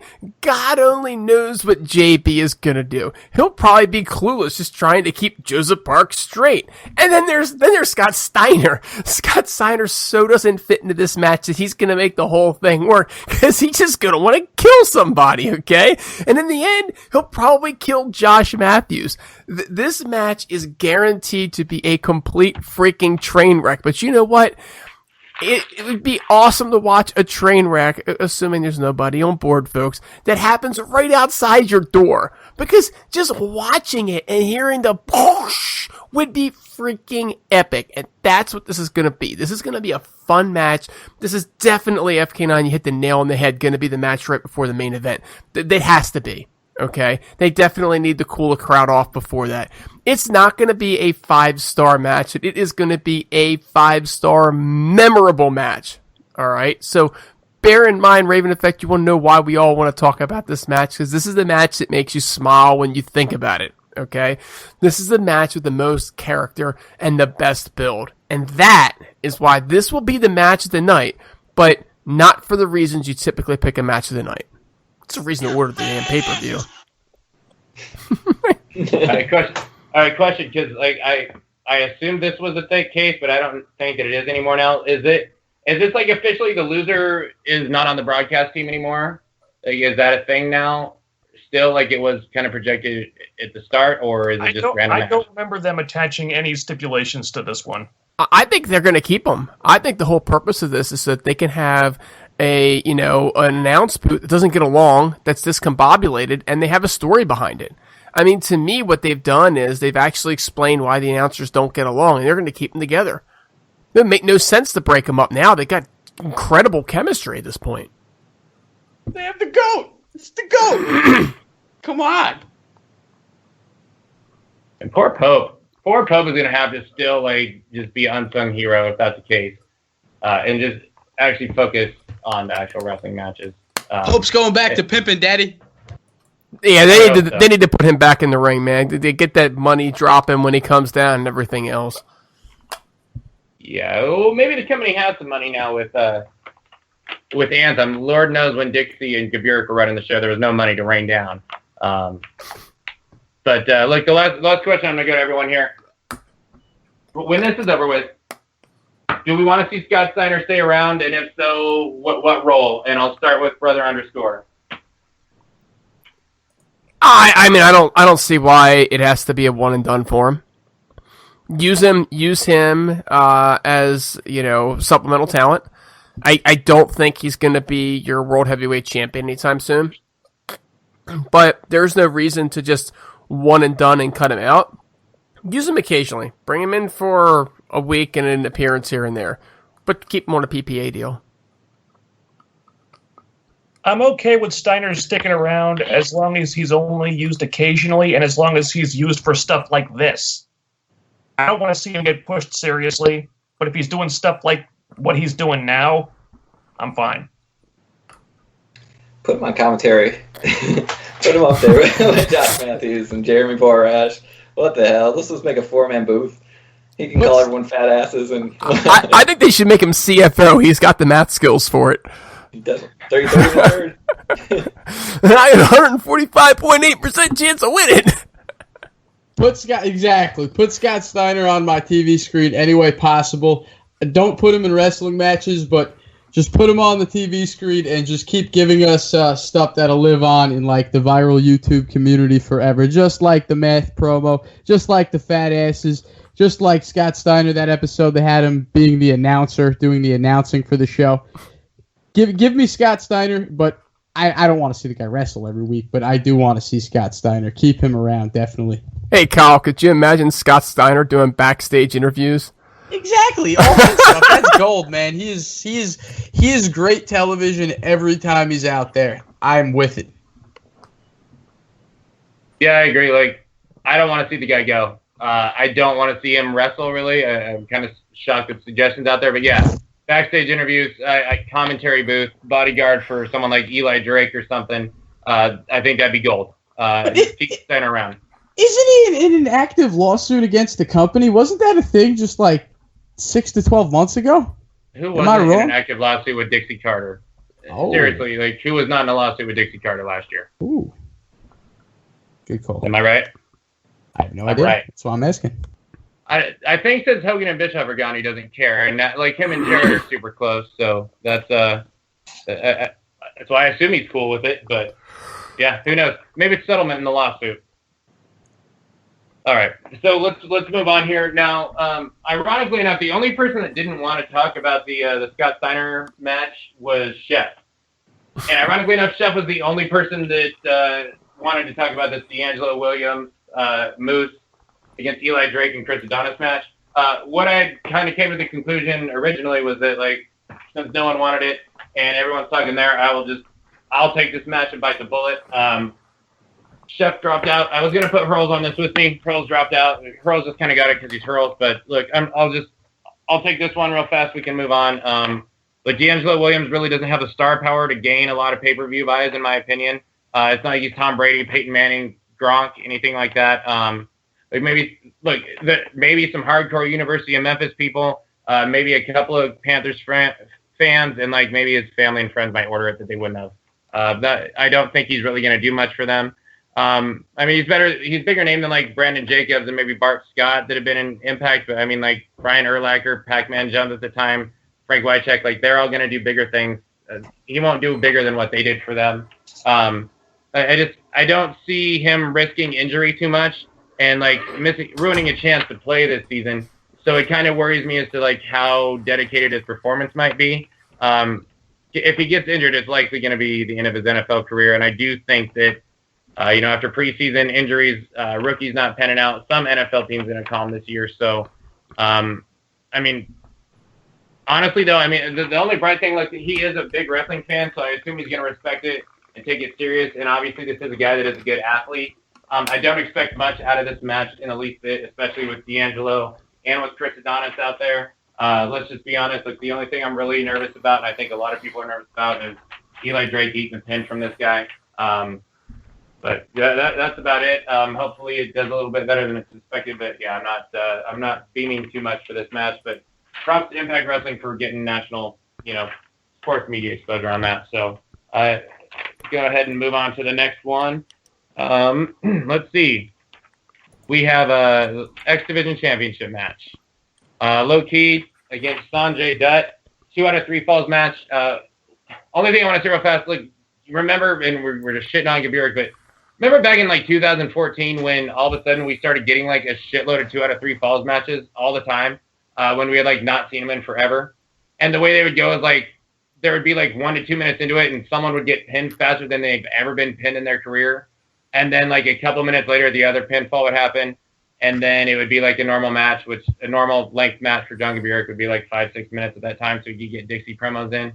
I'm glad there's a new regime because I don't expect this to happen. But if this shit does happen again, then every Impact fan needs to call Impact Wrestling out on their shit. But we're going to go to our X Division guys here. Kyle, thoughts on this X Division title match? 2 out of 3 falls. Now, did Sanjay Dutt, did it feel a little rushed that they went to India and threw it on him? Would I have liked to see him have more of a longer climb to the top? Sure, but for what it was, works for me. You got Low Key, in my opinion, one of the greatest wrestlers of all time. Against Sanjay Dutt, 2 out of 3 falls. No matter how you package this, no matter what you do, this is going to be a great wrestling match. I love the story behind it, like especially the details of like the injury with Sanjay's eye, and then they did the same thing to Low Key. It was rushed, but for what it was great television. The few episodes that played out, I'm really excited for the match. And like I said, no matter how you package this is going to be an incredible wrestling match. Griggs. Yeah, I hope that they give them enough time and everything. I mean, 2 out of 3 falls. Let's just hope they give them enough time. Yeah, I'm glad that it's Low Key and Sanjay Dutt. They're the veterans. They're actually starting to build up the division again. I just hope that with those two being the heads of the division, let's hope that they bring in some more X Division stars to shine some light on that division. I think Matt Sydal is the future for them, and there's a lot of guys, Desmond Xavier too, and DJZ. But for this match, I'm hoping that we see a 5-star match between Low Key and Sanjay Dutt. It'd be great. Before we pass it on, you said something. You said a name there that really, really popped up in my head. Matt Sydal. On Impact this week, he won that trophy in that 6-way X Division match. Should we keep our eye on him during this match? I mean, I know it would be out of character for him to get involved, but you think he's going to be sitting ringside or anything like that, guys? Real quick, going around, should we keep our eye on Matt Sydal during this match? Or at least in the quick moments after it?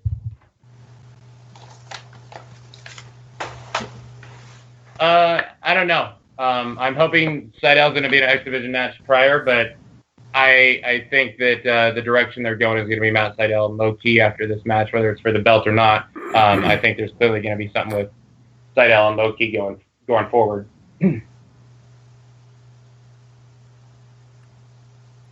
Anyone else? I'm all for it. Throw Sydal in the mix. I mean, that would be awesome. But I don't know if we'll see it. Like you said, it'd be cool though. But Brother underscore FK9. Kyle's question. No, I don't. I mean, I don't think that he'll wind up interfering. I think it's definitely out of character, and there's really no need for it. Let's give these guys their match, and then we'll move on to the next thing. What might be cool is if Sanjay retained, but Matt Sydal had a feud with Low-Ki, that would give the X Division multiple things going on instead of just, there's a bunch of multi-man matches, and then there's one feud over the belt. Good call. I agree with that. 100%. Same. All right. The only thing I guess I want to ask real fast, because I was big on it, but Brother underscore and FK9 weren't that big. But Griggs and Kyle, Sanjay's win, getting the X Division title. Were you guys underwhelmed with it, or did you like it like I enjoyed it? I enjoyed it. I mean, it is what it is. I mean, we all assumed it was going to kind of happen because he was the Indian guy in India. But I don't know. I enjoyed it. I didn't think it was bad. I mean, I don't know. It was good TV. I enjoyed it. It told a good story. Like I said, though, I felt it was a little rushed, but I mean, they had to go to India, obviously, then and there, so they had to do what they had to do. But no, I enjoyed it. I thought that was good TV. He had the headpiece on and everything. They pulled out the carpet, did the whole thing. And at least they're giving us a story. Yeah, and him and Low-Ki, I just such a great feud, because you got to think, like, Low-Ki is a veteran that's been there since day one, that almost every time he walks through the door and does a run, they throw the X Division belt on him immediately. Sanjay Dutt is a guy, on the other hand, that you would think, because he's definitely one of those pioneer names to the X Division, you would think he's been champion, but he hasn't. And putting them together and just the details they added in, like I said, with their eyes getting busted and everything, I think it told a cool story, but it was really quick. It wasn't long-term booking. It was very quick. It was just episode to episode. But no matter what, this is going to be a great match. No matter what. All right, now speaking of great, we're going to go to the 2017 Impact Wrestling Hall of Fame. So look, what I'm going to do here is I'm going to go to you guys. We're going to go one by one. What I want you to do is just let me know who you would like to see inducted. Well, basically, give out a couple names that you think may be inducted, and then what I want you to do is tell me who you want to see inducted. Well, let's keep this realistic. Like, I would love to see Christian Cage go in, but I know that's not going to be a thing. So look, if someone's going to say AJ Styles is who they want to go in, I'm going to slut shame you right on the air, and I'm going to make you redo it. So let's go with Griggs. I'm going to say Don West, since he's going to be there for fan interaction or whatever. I love to see that. Deserving people, I think Abyss, James Storm. Definitely. FK9.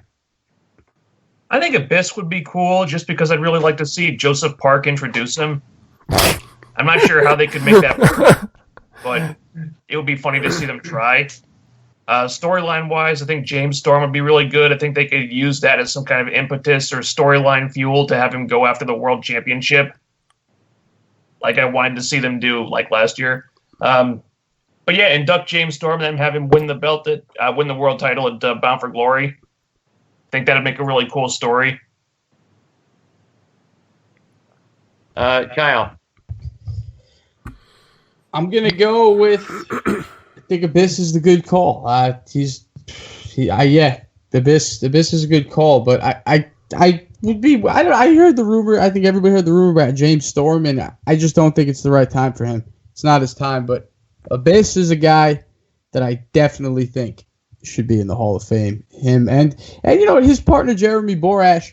If they're gonna put in one wrestler, and if they could somehow get him into, like, the same way they put Earl Hebner in, Jeremy Borash is a guy that has to go in the Hall of Fame someday. Would you guys agree with that? Definitely. Oh, no doubt. Yeah. So, yeah, my pick is Abyss, though. Bottom line, my pick is Abyss. The bottom line, guys, the way that I see it is you want to go with somebody who is great, somebody who is no longer with the company, and somebody who, when they were with Impact Wrestling, was pushed, was a champion, was a fighting champion, and was a champion for a long period of time. Folks, look no further than the great Sonata. The great Sonata. Oh, Fucking asshole. Maybe Grotto too. asshole. No. Grato's still active. He's still active. All right, and so is Hornswoggle. But maybe next year for those guys. Robbie Look, T. Hey, Robbie T. Hey, what the heck? But he didn't get the title run. Look, He was the prestigious global champ. Yeah. no, this is true. Now, look, guys. If you're not going to go with that, then my choice would be Mike Tenay. Here's a guy been with the company from day one, done absolutely everything for the company, the voice of the company. I don't know how Mike Tenay gets left out of the Hall of Fame. And I'm not for introducing people into the Hall of Fame just because, as much as I want to see James Storm go in, as much as I want to see Abyss go in, and let's face it, those guys are obvious. They're both still active. You should retire to get put into the Hall of Fame. TNA has Mike Tenay sitting there. He's retired, and he's clearly deserving. I definitely wouldn't dispute Mike Tenay either. The names that I can think of, look, James Storm, obviously, Abyss, Don West, Mike Tenay. I don't like to say it, but I could see Dixie Carter or Hulk Hogan going in, although I think Jeff Jarrett's a whole lot smarter than to put Hulk Hogan in, knowing he did no benefit. Also, Raven and Jerry Lynn. I don't know if Jerry Lynn is like under contract with another company or something, but I have heard that. In a wild card, and I don't know how like these WWE Legends contracts work or whatnot, but I thought Scott Steiner was under one. But wild card name I'll throw out there would maybe be Kevin Nash, who I think should be, who I want to go in. I actually agree you should be retired and whatnot, but that doesn't happen. James Storm for me. He'd be a TNA original guy. And look, come January, we don't know if he's going to be back with the company at all. His contract's done. We know that Anthem's not paying the money that a lot of the guys were getting, and we know Storm got that fat contract. He'll probably be in NXT. So while they got him, I say let's get the Cowboy in there. But let's just go back to the start now. We're going to give predictions who you actually think is going to be inducted, and I'll start with Griggs again. Abyss. I think it was FK9 second, wasn't it? Yeah, I'm going to say Abyss too. Kyle? Abyss. Brother underscore? Rob Terry. I mean, I mean James Storm. I'm going to go Scott Steiner. I think Steiner is the inductee this year. But we'll find out soon. I enjoy the Hall of Fame, so, you know, we'll know here in July 2nd. Also, so we're going to move on. The next match is going to be Full Metal Mayhem. We have Davey Richards and Angelina Love taking on Eddie and Alicia Edwards. Crazy to see the women get thrown in here in a Full Metal Mayhem. Kyle, thoughts, analysis? I'm excited for it. The India tapings, definitely, like it was mentioned earlier in the show, I forget who threw that out there, just leaving out Angelina and Eddie's wife, who it seems like nobody can ever remember her name. It's like Alyssa or Alicia or something like that. They got casted aside pretty much. But this is a feud that it could have gotten more build-up on TV, but that wasn't really the point. It was a little different in the sense that it's just like they were beating the shit out of each other on site every episode. That was the story. It's a blood feud. This is going to be an intense match right here. And just throwing the women in the mix, and then you have all the furniture. It's a furniture match. You're going to get the Furniture Classic. It's sponsored by Home Depot. It's going to be that crazy fucking car crash fest that we all know and love, diving off ladders through the tables. It's going to be great. And throwing the women in the mix, it just really makes it even more intriguing. So, I mean, and Davey and Eddie, anytime you put those two in a wrestling ring, 4 sides, 6 sides, you're going to get something great. So this is a match right here that I'm so excited for. I just don't know what more these 4 can actually do that we haven't seen already. We already saw Alicia Edwards go through the table. We saw them use weapons already. I mean, the only thing we can be guaranteed is that the Wolves are going to put on a great show. Whether it's the Wolves or the Lady Wolves, they're going to steal the show.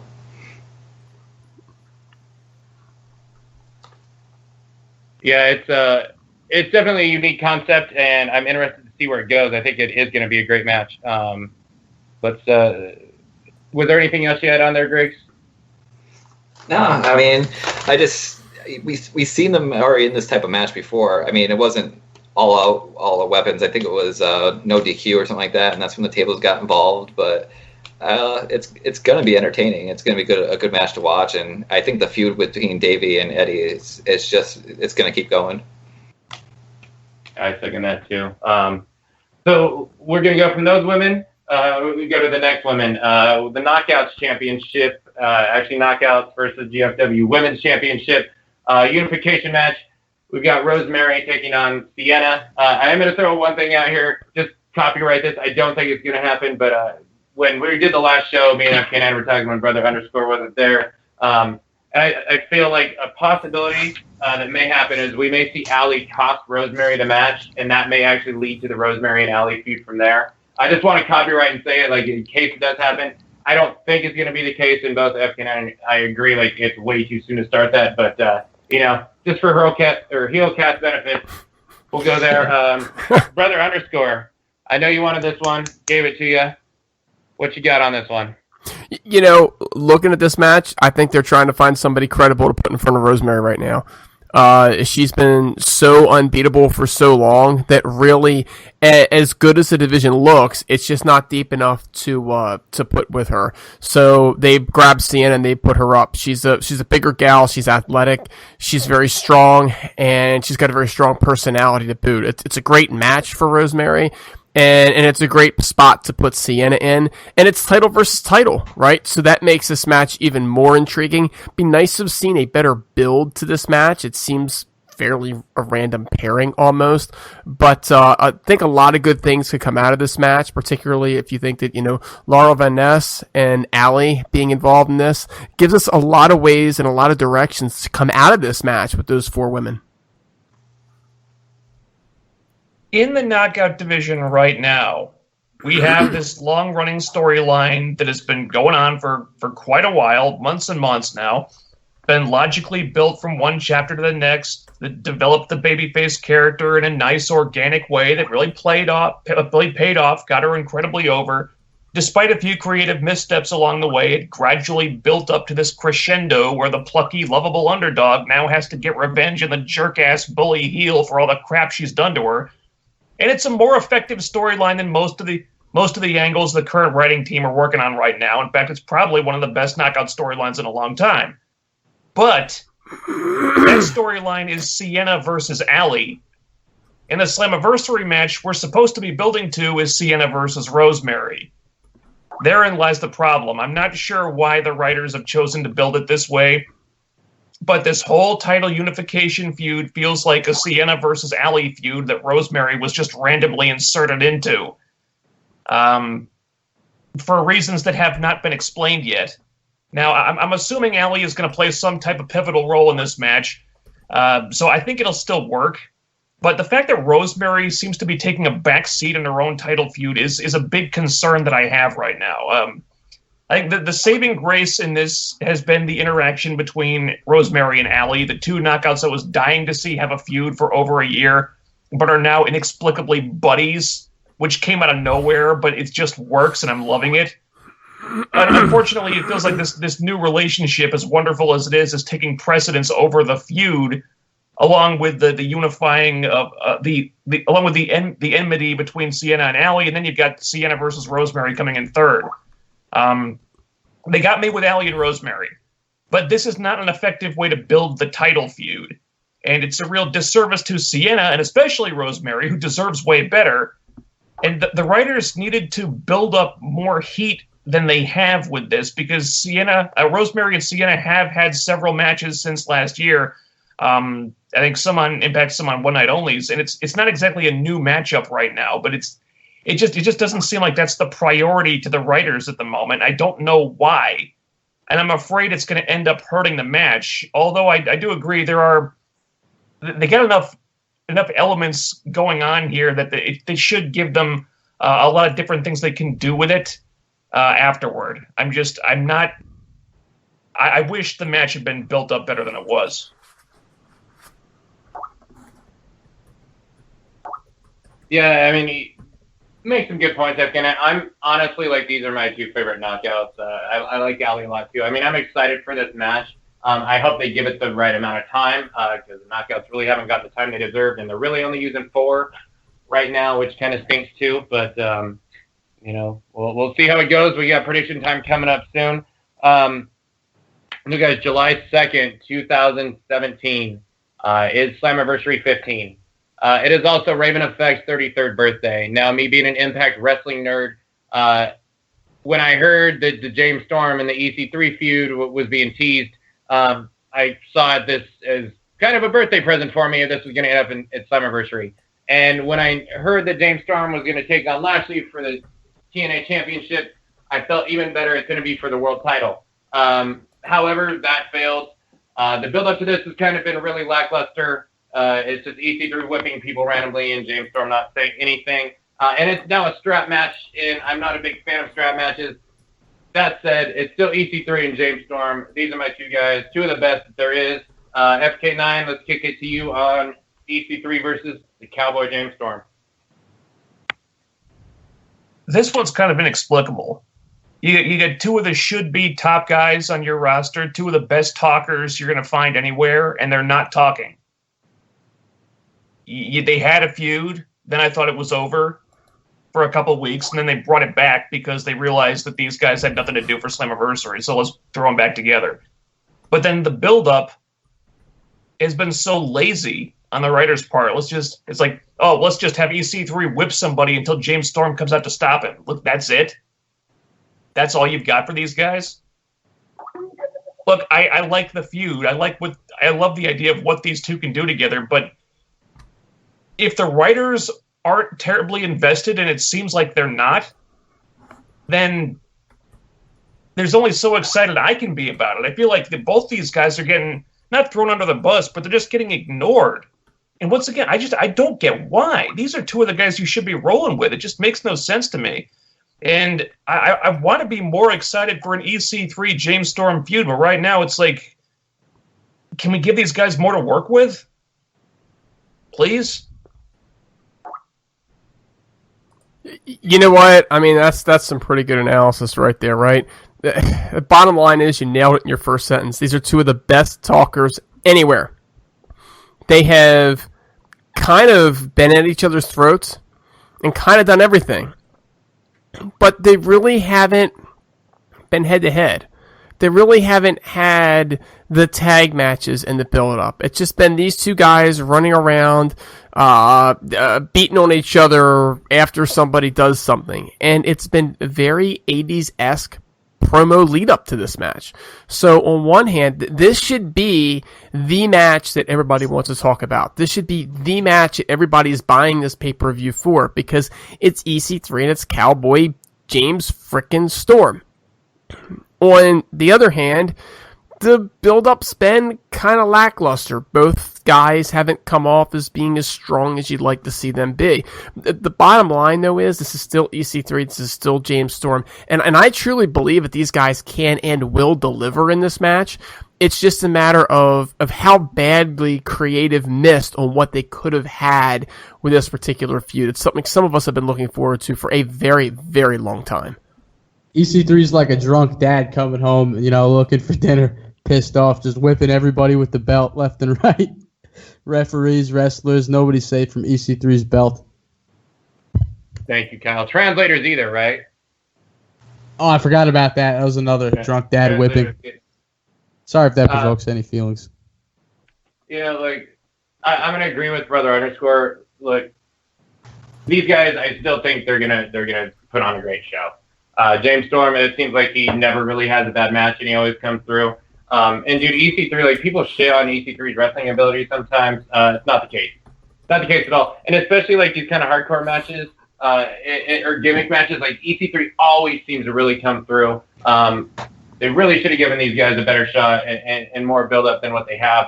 And honest to God, the HeelCast, this show is really going to turn its corner here in a minute when we get into this stuff because, we're going to fucking go into depth about some stuff. But it's not going to fail the way that the writing staff has kind of allowed it to. I really do think they were just like, fuck it. It's EC3 and James Storm.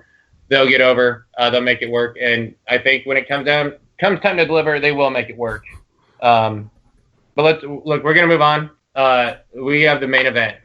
It's the GFW Championship against the Impact Wrestling Championship, the unification match. And I'm going to say this is for the Impact Wrestling Championship, the most prestigious championship belt in the entire wrestling business, and I mean that 100% wholeheartedly. We have Alberto El Patron, being accompanied by his dad, apparently the legendary Dos Caras. I only say apparently because I don't really know much about him.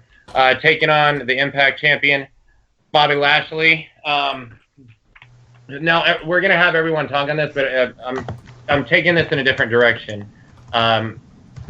For one, my first question on this, guys, is: Are you guys satisfied with this match being the headliner, or are you underwhelmed by El Patron against Lashley as the main event? And let's go to Brother _ to start.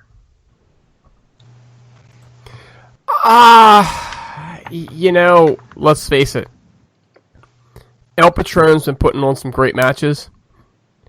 Lashley always puts on great matches. To think for even a second that these guys aren't capable of putting on a Slammiversary main event caliber match is ridiculous. On the other hand, it was just a couple of weeks ago when Magnus was the GFW champion and he had the golden ticket, right? And then it was going to be EC3, but he lost, and it might be this one. And I really feel like there's still no real clear heat between Lashley and between El Patron. And that kills this match for me because there's no heat. It's. I understand they're talking about Lashley's a champion. Everybody wants to get to him, but all you're doing is saying we already know Lashley's better than everybody else, right? So to me, they failed to produce heat on this particular build, and I really think that that's going to hurt them bad. Yeah, I mean, I'm looking forward to it, but at the same time, I'm looking forward to all this GFW stuff to end more than this match or any other match involving any GFW titles. I'm hoping that this match, Unification Championship match, we get a new title out of it, and hopefully this is the end of the GFW crap that was going on. But yeah, I mean, I feel the same way that you just said. I mean, I feel they don't really have too much going on between the two of them. I think EC3 and has more of a feud with Alberto and Lashley than those two have with each other. But at the same time, I'm hoping Lashley retains. I don't want to see another WWE, wrestler, former WWE wrestler, come in, get the title that quickly.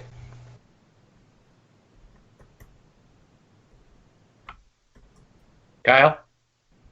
You got a big money main event, heavyweight main event. It's going to be a good match. You just made a great point there, Griggs. You want the GFW crap to end.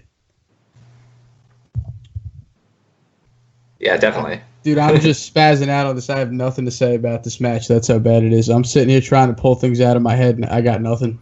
You could just scrub me from even answering that. I really have nothing on this match. All right. We might come back to you on the next question then. FK9.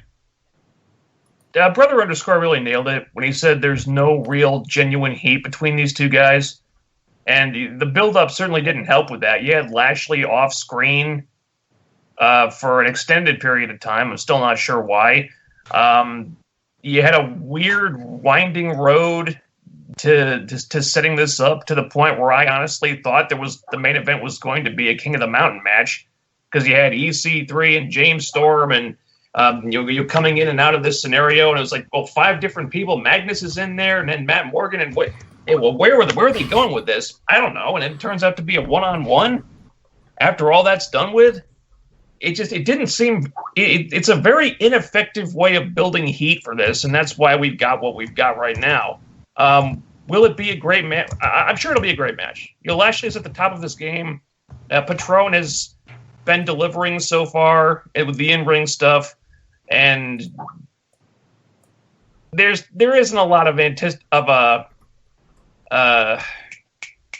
curiosity with this one. You get Patron's dad going to be at ringside for him. This isn't like WWE where they love to job you out and humiliate you when you're in your hometown with your family in the front row. So it's pretty obvious where it's all headed. We know we're gonna get a great match out of it, but aside from that, I wanted to see them do more with this, and once again, they just didn't get there. I don't know if that's because the India tour screwed things up, or if creative or just or if this was another one that creative was kind of phoning it in on. But outside of a great match to look forward to, the creative is just not there, and that's a shame. All right, so look, Griggs, brother underscore FK9. Look, flat out. If you let's say you were in charge, are you happy with this match being the headliner, or would you have rather seen something else be the main event at Slammiversary? Definitely rather see something else. I mean, you guys said it before. I think Storm and EC3 would have been better to have that going for the title than have Lashley versus Alberto. Now, I guess I'm going to throw it back out at you, and I'm going to say, under what context, right? Is it the main event? It's for the World Championship? Because I think the World Championship should main event. Or do I think that these two guys should be wrestling for the World Championship? Personally, I don't think Lashley needs the belt at this point. So why not have him and El Patron feud in a non-World Championship match? And why not put the World Championship match, as Griggs just said, between EC3 and James Storm? And make that the main event. It would do those two guys more good and would be more interesting for the viewers. I wanted King of the Mountain for the main event. I wanted it before, I want it now. Nothing changed. Yeah, I echo kind of both answers. I don't have a problem with Alberto and Lashley on this card at all. Just not the main event, and not for the world title. I personally would rather see EC3 and James Storm for the belt as the main event, or I would have had a main event, or I would have had the King of the Mountain. Let's say I'd had Lashley, Storm, EC3, Magnus, and honestly Davey and Eddie, 6 wrestlers, and if I'm keeping the Grand Championship around, then I'll have Alberto versus Moose, making it here the Code of Honor. And then if it's doing the MMA thing, then you have an MMA guy, and then there's him and Lashley for that feud. It's just, and that kind of keeps, some of the bigger names off of just one match to kind of have the undercard be a little bit better. But I think this is a little bit underwhelming. I really do, and I don't think this feud lived up to it. And I mean, you guys are talking about the great matches that Alberto's had, and I haven't seen anything great wrestling match wise so far in Impact. But the next question, this is the next question, is I have to say. So let's say appearance, promo, wrestling match. Has Alberto El Patron, has he wowed you guys? Has he blown you away? Griggs, have you been blown away by this guy? Not really. I mean, he serves a purpose. I mean, he's, he put eyes on the product when other stars left the company. I mean, we always need someone to try to fill in some of those voids. I think he filled in a couple of those voids because he's a well-known wrestler. But other than that, I would say no. Kyle. I mean, it blew me away. He hasn't had any totally classic matches yet, but this is his moment to have one. So I hope they hit it out of the park. But I'm a fan of his. I was a fan of his when he was in WWE. When I still watched WWE here and there, I like the guy. I mean, you have two guys that are both crossover MMA and pro wrestlers.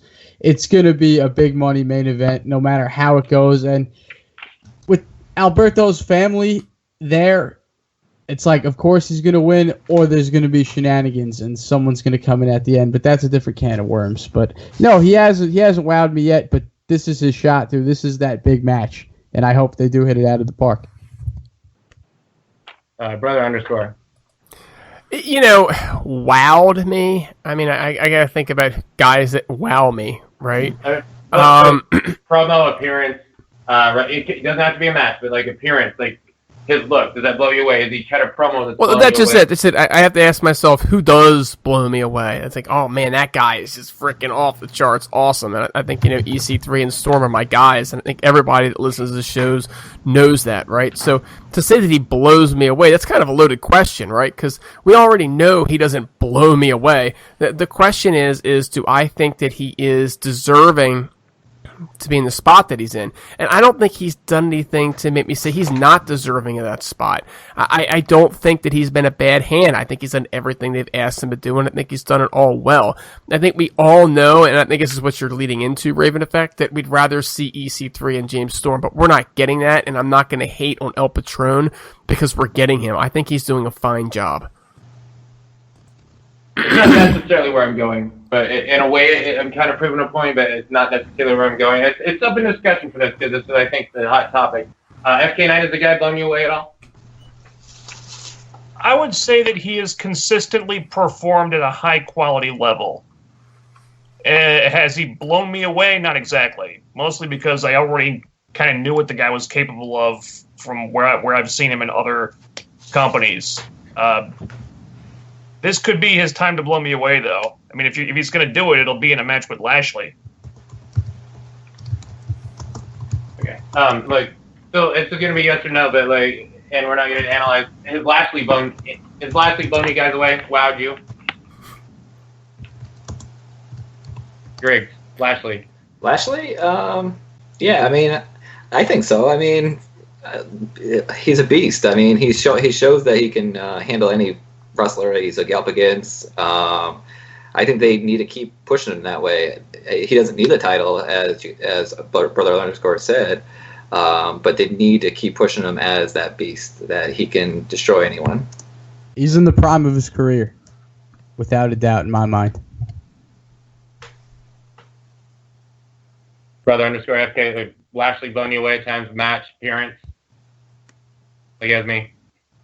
I think over time he has. I think, though, if you look at the last few months, he's been used rather sparingly. So I can't say that his performance over the last couple of months, if you look at the India tapings, he's been used as just kind of like the champ that comes out and looks at people and says, hey, are you as good as me? And it would be nice to see him utilize a little bit more. Do I think he's capable of blowing me away? Absolutely. I've seen it in the past. But the way he's been booked recently is really more as a figurehead than anything else. All right, FK9. Lashley was absolutely blowing me away last year.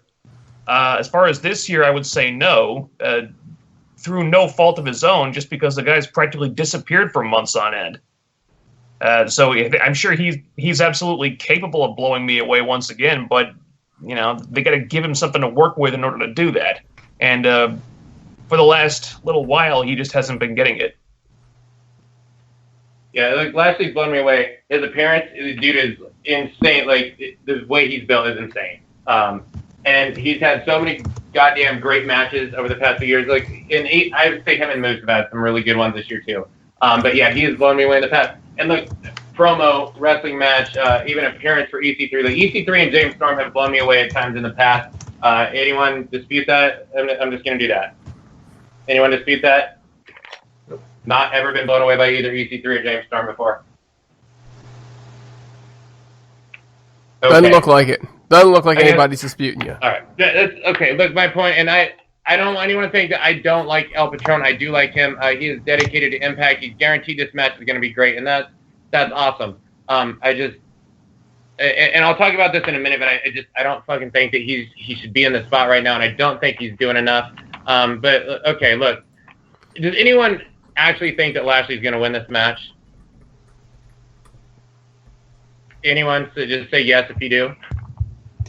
Well, look at it like this. We're all expecting Alberto to win no matter what. So there's a swerve, bro. With the family in the front, there's always... That opens the door for shenanigans right there. There could be... I know a lot of people don't want to think about it because they want a pure wrestling match through and through. But there could be some shenanigans at the end of that where Lashley leaves. But it looks like Alberto is going to be the one. Hey guys, let me rephrase the question. Does anybody want to see Lashley win? again. For the 18 millionth time, having already run through the division. Do we not want somebody, anybody, okay, even Odarg, to just knock him off his perch so somebody else can be champ for a while? See, and that's why this is going to happen. Because he's already beaten everybody else. He's already beaten EC3 and Storm. He hasn't beaten El Patron, and that's why it's got to be El Patron. See, I wouldn't mind. So I wouldn't mind Lashley actually winning, and then we see someone else come out from the crowd that we haven't seen or something like that, and it'll bring eyes on a new guy that's coming in, and maybe make it'll continue a storyline or something like that. It'll start a storyline with Lashley versus someone else. Like I hate saying it. I hate using this word because I think like the entitled wrestling fans of today use it all the time when it's not the case. In like 3 weeks they get impatient and they always say things are stale. But dude, Lashley is champion is stale. It's got to stop. It's been the exact same thing for the better part of a year. It needs to end. It does. FK9, did you have anything there? I'm just going to reiterate what you guys are saying. And Lashley is fantastic, but this title reign is it's got to end sometime, if for no other reason than to just give him something else to do. I mean, the guy can't be champion forever. And sooner or later, he's got to be beaten and just do something else for a while. He's beaten everybody else, so it might as well be Patron. How many people would like to just see Lashley in a feud? I mean, I'm talking a feud here, okay? And not just a one-off somebody challenges him. Actually see what the guy is capable of doing in terms of holding an entire story arc. Because I think the guy could do it, and I think he would be phenomenal at it, but we've just never gotten a chance to see it. Because he beats you and you sit down. That would be... I know I got to the point where I can never watch another Lashley and Eddie Edwards match. I feel like that was a feud, but that was more on creative and writing and having the match 8,000 times. But Kyle, Griggs, pass. Yeah. All right. Pass. Okay. So all right. Look, we're gonna get on predictions. Like I'm just gonna say this. I'm gonna fucking say this up. Look, Alberto, like when he was in WWE, I couldn't stand the guy. I thought he was a blatant ripoff of 4 characters, and I felt like he was shoved down everyone's throat because Vince wanted to hit a demographic that he lost with Eddie Guerrero and Mysterio. I see him outside of WWE, and I realize like this dude is actually really good. What he did in ROH, in the matches he had there, in the promos, like the guy just got WWE'd by the WWE. Like we have Alberto now. And look, the guy's winning me over. I like the guy, but the things that are really winning me over aren't on Impact TV. They're the shoots that he does afterwards. It's when he gets shit hammered and goes on camera and talks shit about the WWE. That's the stuff that's winning me over, and that's the best stuff that's going on. It's just, I think, basically, like, there's a WWE guy that came in, and this company, again, is pushing him to the top. And it's just, I don't think it's the case. Like, a lot of people feel that, like, Alberto was literally a guy in WWE who had a lot of success, but really wasn't that over. It was just for a demographic thing. And he's better than what he was in WWE, but, I mean, it's just, I don't think that he's doing anything in Impact right now that's fantastic. But you have the WWE guy coming in, and basically, like, he's going over Magnus. He's already beat Lashley, EC3 twice, Eli Drake. I mean, and he's clearly going to become the world champ. I don't think he's blowing anything away, and I don't think he should be in this spot yet. In the future, absolutely. I have no problem with him being champ, but I think this is just the wrong time. And it's just, we're going to get it, and we'll see how it goes. He's promised a great match with Lashley. I like that. I expect that. And, yeah, this match I don't think is going to disappoint at all. I think it'll actually be really good. But that's the point I want to make on Alberto El Patron. But, fuck it, let's go to the predictions, guys. So, look, let's start with everyone's match that they love so much. Who wins, Steiner and the GOAT or JB and Joseph Park? We'll start with Brother _ Steiner and the GOAT. Kyle? Steiner and the GOAT. FK9? I can't root against Joseph Park. I'm going to say JB and Joseph pull this out somehow. I've seen a couple people predict it. I think it's been Chef and the Count. Scott Steiner turns on Josh Matthews, and Park and JB go over. And I think we'll see JB do a suicide dive again this match. Next match, so Moose and D'Angelo Williams against Chris Adonis and Eli Drake. Griggs, prediction. Of course, we're going to see Moose and D'Angelo Williams. FK9. Well, they didn't bring in an NFL player just to job him out. The question isn't who's going to win. The question is whether Chris Adonis or Eli Drake are going to eat the pin. And I'm crossing my fingers that it's going to be Chris Adonis, because why make Eli Drake eat the pin if you don't have to? What he said. See, I feel like it's going to be Drake to eat the pin just because they'll have D'Angelo Williams all over TMZ and all that stuff. So why would you want to put Chris Adonis' face on TV? What better person to eat a pin and make it fun than Eli Drake? He's that Roddy Piper character that can take the pin every single frickin' time, and you still can't get enough of him. Eli's going to take the pin, and it's not going to hurt him at all. People will overreact and not just get the fact that that's his character. Piper never ate the pin until Bret Hart came around. No, fuck no. Eli Drake cannot be pinned. He's already so hurt and damaged, dude. He loses every match. The guy's a joke. Fuck that. Hey, Raven Effect, is your headset working? We can't hear you. Whatever. The guy, oh my God, man. Eli Drake is being ruined so bad. Look, Moose and D'Angelo, they're clearly going over. Yeah, they're not going to bring D'Angelo Williams in to lose. Moose has been both stronger than these two together, 2-on-1. Yeah, D'Angelo Williams is probably going to pin Eli Drake, and it shouldn't. It should be Chris Adonis, who is somehow on a card that Matt Sydal, Magnus, and Matt Morgan are not on. But Chris Adonis, yeah, definitely. Pin that fucking guy. All right. 2 out of 3 falls, X Division Championship match. Probably the opener, unless we get another X Division match. Low Key versus Sanjay Dutt. Griggs? I'm hoping for Sanjay. Hope it's too quick to switch it over that quickly, but I'm hoping the feud continues. FK9. Well, I don't think they gave Sanjay a mini parade in the streets of Mumbai and then a big dance celebration on Impact just to have him job the title right back to Low Key. I expect he's going over here. I don't know if the fan support he had in India is going to carry over. So that's when this is where they really need a lot of storyline support to make Sanjay look more sympathetic than he has been. But I definitely think he's going over here. Kyle?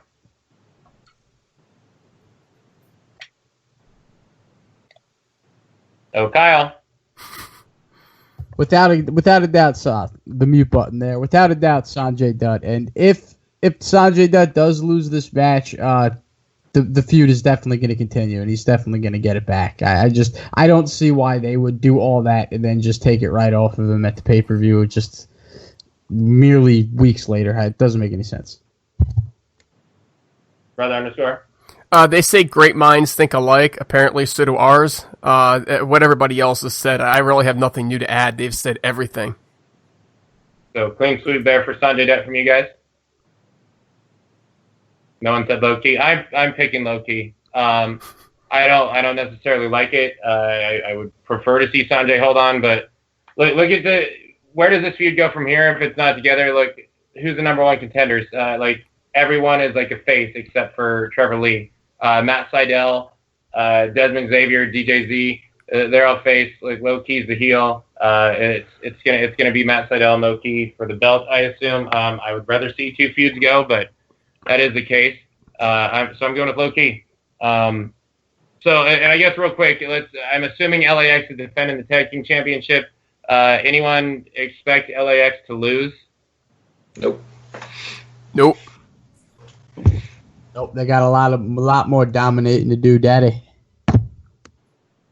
Unless we see the return of the Motor City Machine Guns or some big tag team that they pull out, there's no way LAX is going to drop the belts.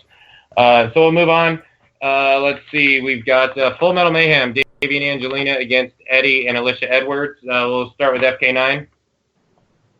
I think Davey still has a little bit of time left. I don't think he's scheduled to retire just yet. So I could see the heels going over just to extend the feud. I'm not sure how much mileage there is left in it, though. Creative wasn't giving them much to work with anymore, aside from just beat each other up every week. Maybe there's more in it. I could see it going either way, really. But fuck it, I guess I'll go with Eddie and Alicia. Brother_. It's time for this one to end. They need a blow-off match at some point in time. These guys deserve to do more than just this. So Eddie and Alicia go over in the blow-off. Kyle. Agreed. Definitely Eddie and Alicia. Greg? Yeah, same here. Payback's a bitch, so Eddie and Alicia. I'm going Davey and Angelina. The sheer fact, like, it's Davey's last year. And maybe I'm just going off of what I want to see happen, but I want this to be Raven and Tommy Dreamer. I want Davey to never lose to Eddie Edwards until the very end. I want to see this go away. Davey fucked with Eddie a couple times, and then the very end of the year, let's say October for Bound for Glory or December, before Davey retires, like Eddie says, this company isn't big enough for the both of us. They have the final, the loser leaves town match, and then Eddie will beat Davey. But I want Davey to fucking get over every time, like Raven did to Dreamer. That's what I hope for. So I'm hoping that there's my pick. Knockouts championship match, or unification match, I should say. Let's not forget the GFW women's title, even though GFW championships have been forgettable. Sienna taking on Rosemary. Assume Laurel Van Ness is going to be involved. Allie will be involved. And remember, guys, if you got something like some screwy twist or turn, interference, whatever, say that in the predictions, please. FK9 knockout resident. Let's go for it. I'm gonna pick Sienna to win, just because I feel like Sienna winning probably gives them more storyline stuff to work with. I'm crossing every finger I have that it doesn't end with Rosemary turning on Allie, because I really love the idea of those two being buddies right now. However, my prediction for the actual finish is that Rosemary is closing in on a win, and then Gail Kim jumps out of the crowd, cheap shots her, and costs her the match. Because we know Gail Kim said that she's cleared now, so she is just waiting in the wings to come back. So that's what I'm going with. Let's go, Griggs. I want to see Rosemary go over, but I think Sienna is going to somehow win. Kyle. Mute button. I'm going to go with Sienna on this one, definitely. Dummy, yeah. Brother_. All right, so here's the thing. Conventional wisdom says they put a lot of money behind my sister, and that there's absolutely no way that she's going to lose this match and not be the first unified champion, even though she kind of already is a unified champion. That's conventional wisdom. These fellows have thrown out some very, very interesting concepts. I'm going to go with the hybrid concept, and I'm going to make a wild, insane pick. I'm going to pick Rosemary by a disqualification from the returning Gail Kim. That's going to be setting up a heel Gail Kim versus a face Rosemary. There will still be two champions, which will give Sienna the opportunity to defend and unify that title later. There you go. Oh, man. I think this is a really hard card overall to predict, in my opinion. And props to TNA for that. I kind of went back and forth. At first, I thought there was no way Rosemary was going to win. Last week, I kind of felt like Sienna. Well, I'm going to go Rosemary. And hopefully, I hope Rosemary retains. I'm going to go with that. Strap match. Hey, Raven Effect, one last thing on this one. If Rosemary doesn't win, it could speak volumes to her contract status. I know she says she's under contract with Impact Wrestling. There's lots more to do. But you never know what's going on there behind the scenes. So we really want her to win for that reason. Yeah, I second that. I feel like maybe starting next year is like when her contract may be over with, but we'll see. We'll see. Strap match: James Storm, EC3, Kyle. Who wins? EC3, James Storm. This is one of those props to Impact. This is one of those unpredictable matches. Really, I can't give you an answer. I have no idea. Kyle, nuh-uh. Doesn't play on the HeelCast, brah. Pick one. Who Get a needs man it up more? on the HeelCast. Who needs it more? I'm gonna go with DC. I'm gonna go with DC3. I think he needs the win more than James Storm does. Brother underscore? EC3 is going to win, but there's going to be some form of outside interference. We're either going to get a debuting talent from, an ex-WWE guy, or we're going to get a debuting talent maybe from, Noah or AAA. But I have a sneaking suspicion that James Storm will move on to a new feud with somebody else, having lost this match. FK9. That's a hard one to call just because both guys really need this win right now. But if you put a gun to my head, I'll say EC3 has come out on top in most of their interactions building up to this, so I'll say James Storm. Greg? If Storm gets nominated for the Hall of Fame, I would say Storm. If not, EC3. All right. Look, here's the thing. You don't have to get pinned in a strap match. And the thing, as FK9 said, EC3 has been coming out on top of the interactions for the majority. I'm going to go with James Storm. I'm going to get the win. Literally the only guy that I don't have a problem going over on EC3. So I'm going to go James Storm. I think James Storm gets it. World Championship match, Griggs? I'm going to say Lashley. Wow.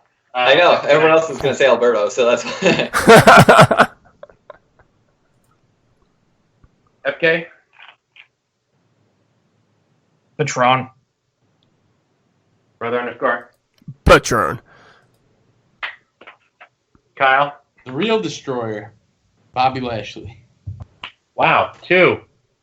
I have Patron. Not even close. I don't think there's any way that he doesn't walk out champion. Unified champion.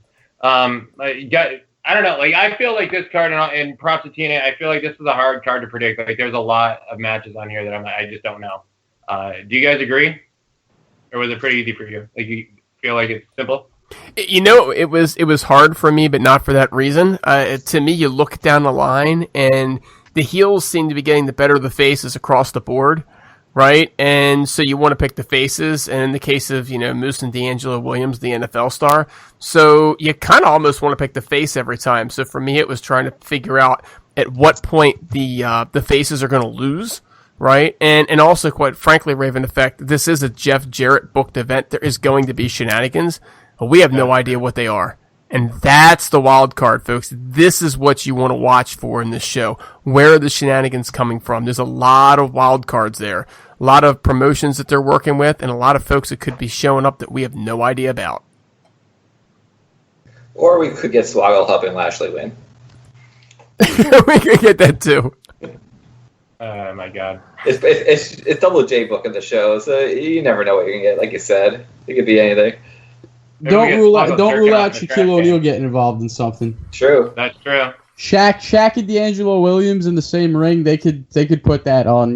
That could get a couple replays on SportsCenter. Or with Shaq and Lashley. Shaq and Lashley. Anyway, that they want to get the rub from media outlets. You have to keep that in mind. FK, do you think it's kind of easy to predict, or kind of tough on some of them? I think they're either really easy to predict or they could go either way. Like main event, where that's going. LAX, well, they're not going to lose to a Noah team just pulled out of their ass. But others, they seem pretty cut and dry. Yeah, I kind of go with Brother Underscore. I thought eventually you kind of look at all the faces, and then eventually you're like, man, where exactly do the heels win? And that was kind of it for me too. But it still, I think they've done a good job with this. Look, the other question I got here. So we only get 2 pay-per-views a year from Impact Wrestling. If you look at this card on paper, does this justify 1 or 2 pay-per-views? Is the card good enough in your opinion? Because looking at it on paper, truthfully, it's not terrible, but it's Slammiversary, and I think this is something we see on Sacrifice or Victory Road back in the days. Brother underscore. If you showed me the card last year and you said this is going to be the card and this is what's going to be happening, and you told me that you were going to be having D'Angelo Williams, and you told me Loki and Sanjay Dutt 2 out of 3 falls, and Davey and Eddie and the Wives are going to be in it, and you're going to have a GFW merger, and you get EC3 and James Storm, and oh my gosh, we've got El Patron, and he's going after Lashley. I would tell you this is a phenomenal card. If you'd have told me that it was going to be built up this way over time, I would say, what the hell are they thinking? So to me, Raven Effect, it's a tale of how you look at this and when you're looking at it. They definitely dropped the ball with building some of these matches, and in some cases, really the blow-offs probably should have happened already. Same. Kyle? Okay, all right, Kyle? How could I follow that? The guy just killed it. How could I follow that? All right. Nothing. Griggs? I mean, is it worth $50? To buy. I mean, we're Impact fans, so yeah, for us it is. But at the same time, someone seeing this card that just like wrestling and hasn't watched the product, I don't know if they would spend the $50. All right. So I got one last question for everyone, and then we're gonna do the predictions for match of the night, and then we're gonna go. Look, Alberto El Patron. We know about the contract, given this big role. Look, it's known fact, like this almost went to Drew Galloway. It almost went to Bully Ray. You think if Drew Galloway or Bully Ray if it would have been them that took the contract and not Alberto, think they'd be headlining against Lashley? Kyle? No. Greg? I don't want to see Bully on my TV ever again. Yeah, Galloway, yes, I think it would have saw him in the main event, but God forbid, hopefully never Bully again. FK9. Yeah, copy and paste what Greg said. Brother underscore?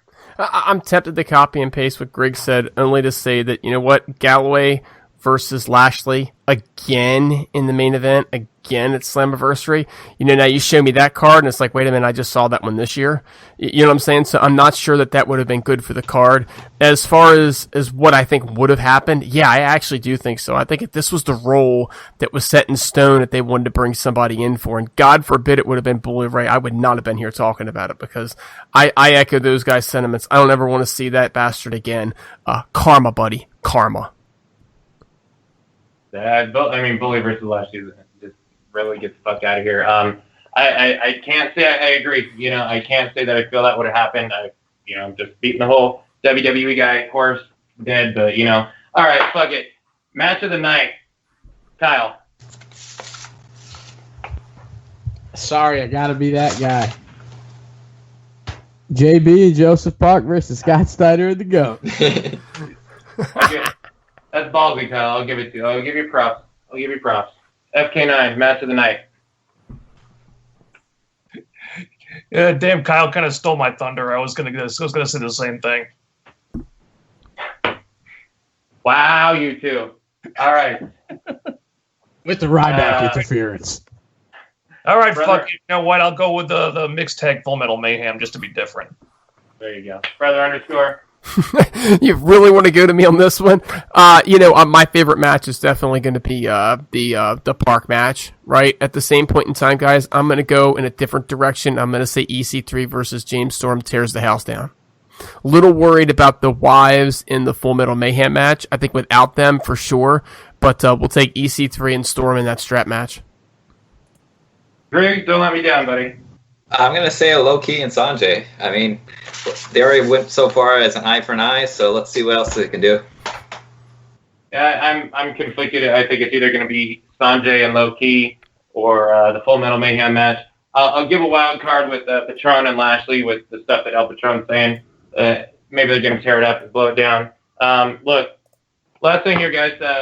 We get a little ballsy on the HeelCast. But Curls has let me know that he is predicting that Donovan Dijak will be making his long-anticipated debut to Slammiversary. Did he finally track him down at that IHOP? He did. So, and look, anyone want to get ballsy? Jack Swagger debut. I just heard Ryback come out of someone's mouth. That was joke. I kind of figured, but I know there's been talk. Of course, there's been talk. But look, we've got the shell or the Shaq rumor. I'm saying right now, I'm not saying it's gonna happen at Slammiversary, but Chael Sonnen in Impact Wrestling, which I kind of threw a thing out last year. I think that's happening from everything that's happened last night and today. But look, anyone, Ballsy, Jack Swagger, or Ryback debuting? I'd rather Wade Barrett. I would too. I just don't expect it. But is Wade Barrett showing up at Slammiversary, Griggs? Calling it? Yeah, well, why the hell not? Hey, if they want a good UK guy, let's stick with him rather than Magnus. I'll take Magnus and Barrett together, tag team champ. Kyle, prediction? Any getting ballsy with any debuts? Well, I gotta ask you. You just said something about Chael Sonnen. Now, are you saying that in the sense that he'd come in and wrestle, or to reprise his role as an announcer, which he was supposed to do with GFW? Like, which way were you trying to say that? I'm not sure. See, the thing is, if Mother Nature wouldn't have butt-fucked me, the show would have not only went a lot better, but I was getting to that point. Look, Jarrett was at the Bellator fights last night, and he was with Mauro Ranallo, but he was saying a bunch of Go Chael kind of stuff. On Twitter today, there's been a bunch of Impact Wrestling wrestlers that have mentioned Chael Sonnen and tweeted stuff about Chael. Look, Brother Underscore knows I did a commercial on this show last year saying, look, there's still a name guy out there for Impact Wrestling to get, and that's Chael Sonnen. I don't know if he's going to be a wrestler. I don't know if he's going to be an announcer. But he's, you talk about one of the best promos out there in the world. That's Chael. The American Gangster, University of Oregon represent. So I'm predicting that at some point we will see Chael in Impact Wrestling. And also, apparently, there was Jeff Jarrett spotted with Spike TV executives this week, but that one I will never predict happening. Brother Underscore, any predictions? Any debuts? It's Adam Cole, baby! Guy's still a free agent. What better time to announce it than have him interfere in the EC3 versus James Storm strap match? And we get the Bullet Club. And we get the Bullet Club. I mean, the Bullet Club's got to show up, right? I'll be done with Impact Wrestling for sure. The moment that Bullet Club shit starts. Kyle, you got a prediction out there, don't you, buddy? And someone else, I think Griggs said it too. No, that's Griggs' prediction. I'm saying Kyle's got a special prediction. Well, I think that in the LAX match, Chef and the TNA Mafia are going to hop the guardrail and help them interfere. That could be the one, or it could be that JB Park match. Prediction that you have for that match. You got a very special prediction there. Griggs said. Yeah. I said that in the comment section, but yeah. I think Shark Boy's going to stun him, and he's going to win the match for JB and Mr. Parks.